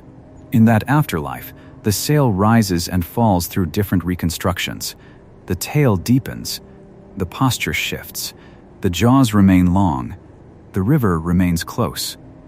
Each version is a conversation between bone and uncertainty. For viewers, this can feel confusing. A dinosaur that changes shape may seem less real. But the opposite is true. The living animal was always real. Our image changes because we are trying to approach it more closely. A static reconstruction is comforting, but nature is not obligated to match our first drawing. Spinosaurus asks for patience. It rewards patience with a stranger and more grounded animal. There is a difference between mystery and vagueness. Spinosaurus is mysterious because the evidence is incomplete and contested, not because anything goes. We know enough to reject many images. It was not a generic land predator with a decorative sail. It was not a marine reptile disguised as a dinosaur. It was not a fantasy monster built only to fight Tyrannosaurus. It was a real theropod in a real Cretaceous river system, with specific adaptations and specific uncertainties. Those uncertainties can guide the narration. When describing the animal in deep water, be cautious. When describing fish feeding, be confident but not absolute. When describing the sail, offer several plausible functions. When describing social behavior, frame it as possibility. When describing the ecosystem, distinguish the formation's regional record from a single moment. The result is not less cinematic, it is more trustworthy. Return again to the water surface. It is late afternoon now, and the heat has begun to loosen. The river carries fragments of plant matter downstream. A large fish turns below the surface. The bank is marked by tracks, some fresh, some collapsing. A pterosaur calls from a bar. Farther inland, a large theropod moves through open ground. In the shallows, Spinosaurus waits. The waiting animal is the best image because it holds the debate without resolving it falsely. It is in water, but not lost to land. It is hunting fish, but not reduced to a fish. It is enormous, but dependent. It is dinosaurian, but unlike the dinosaur shapes that first taught the world what dinosaurs were. It is both familiar and wrong, which is often where deep time feels most real. The river surface breaks. The jaws close. Water falls from the teeth. The fish struggles, bends, and then stills. The predator lifts its head. For a few seconds, the sail catches the sun. Then the animal turns back toward the bank, carrying prey from a river that will one day become stone. No one sees it in the human sense. No witness writes it down. No camera records the angle of the strike. But if the animal loses a tooth in that moment, if the tooth sinks into sediment and is buried quickly enough, part of the act may survive. Not the splash, not the sound, not the color of the water, only the tooth. A point of enamel holding the shape of a vanished behavior. This is the discipline of paleontology in its simplest form, learning to accept what survives and ask what it can responsibly tell us. A tooth can tell us about diet, replacement, identity, and environment. It cannot tell us everything. A vertebra can tell us about posture and soft tissue attachment. It cannot tell us color. A sediment layer can tell us about current direction or depositional energy. It cannot give us every season. The past is approached through limits. Those limits are not barriers to wonder. They are the reason wonder becomes focused. A vague ancient monster can be anything, and therefore means little. A Spinosaurus constrained by skull anatomy, river sediment, hydrodynamics, and fossil context becomes a particular animal. Its reality is sharper because science removes some possibilities and leaves others standing. The animal left no intention for us. It did not know it would become famous. It did not know its name would be argued over, its posture rebuilt, its tail tested, its sail painted in books and films. It lived at the edge of water, because that was where life could be found. The river monsters around it were equally indifferent to future attention. The sawfish relative did not know its rostrum would become evidence. The coelacanth did not know its lineage would astonish modern science. The crocodiliform did not know its scutes would rest in drawers. The pterosaur did not know its fragile bones might become a clue to lost skies. The sauropod did not know its track could prove a passage across mud. Deep time is full of ordinary animals that become extraordinary only because distance reveals them. To themselves, they were immediate. Hungry, cautious, territorial, reproductive, injured, growing, resting. To us, they are impossible visitors from a world that no longer has rivers where they stood. This is why the ending should not turn them into symbols too quickly. Spinosaurus does not need to become a lesson about power or survival. It can remain an animal at a river. That is enough. The scale, the strangeness, and the loss are already present in the facts. Around 95 million years ago, North Africa supported river and delta systems rich enough to preserve one of the most unusual dinosaur faunas known. Spinosaurus and its relatives show that theropod dinosaurs explored water-associated lifestyles more deeply than once assumed. The Kem Kem and related deposits show a predator-heavy, fish-rich, sedimentologically complex world. The ongoing debate over Spinosaurus shows that fossil animals can remain scientifically active long after they become famous. But facts alone do not restore the feeling of the place. For that, we return to physical anchors. The tooth, the sandstone, the channel, the fish scale, the sail rising above reeds, the track filling with water, the bone in a museum drawer, the desert wind moving over a surface that once lay beneath a river. The tooth is still there in the mind, dark against red stone. It has outlasted the mouth that held it, the fish it may have pierced, the river that buried it, and the climate that made the river possible. It is small enough to fit in a hand, and old enough to make the hand feel temporary. Perhaps that is the proper scale for the ending. Not the largest predator, not the greatest battle, not a final roar over a dying world, just a fossil, a river, and the distance between them. The lost world of North Africa is not lost because it left nothing behind. It is lost because what it left behind is incomplete, scattered, and silent until we learn how to read it. Read carefully, and the desert changes. The sandstone becomes a bank. The bank becomes a channel. The channel fills with fish. Shadows move under the water. Wings pass overhead. A long skull lowers into the shallows. The sail rises behind it, not as a banner of conquest, but as part of a living body doing what it evolved to do. Then, time moves again. The river shifts. Flood sediment covers the tracks. Bones settle into sand. Minerals enter them. The sea advances. The land lifts. The climate dries. The Sahara opens under a hard sky. Erosion returns the tooth to the surface. No animal comes back with it. Only the evidence returns. Enough to know that the desert was once crossed by rivers. Enough to know that those rivers held monsters. Enough to know that one of them was a dinosaur, standing between land and water, shaped by both, and belonging fully to a world that no longer exists. In the last light, the riverbank is empty. A single tooth lies beneath the next layer of sand.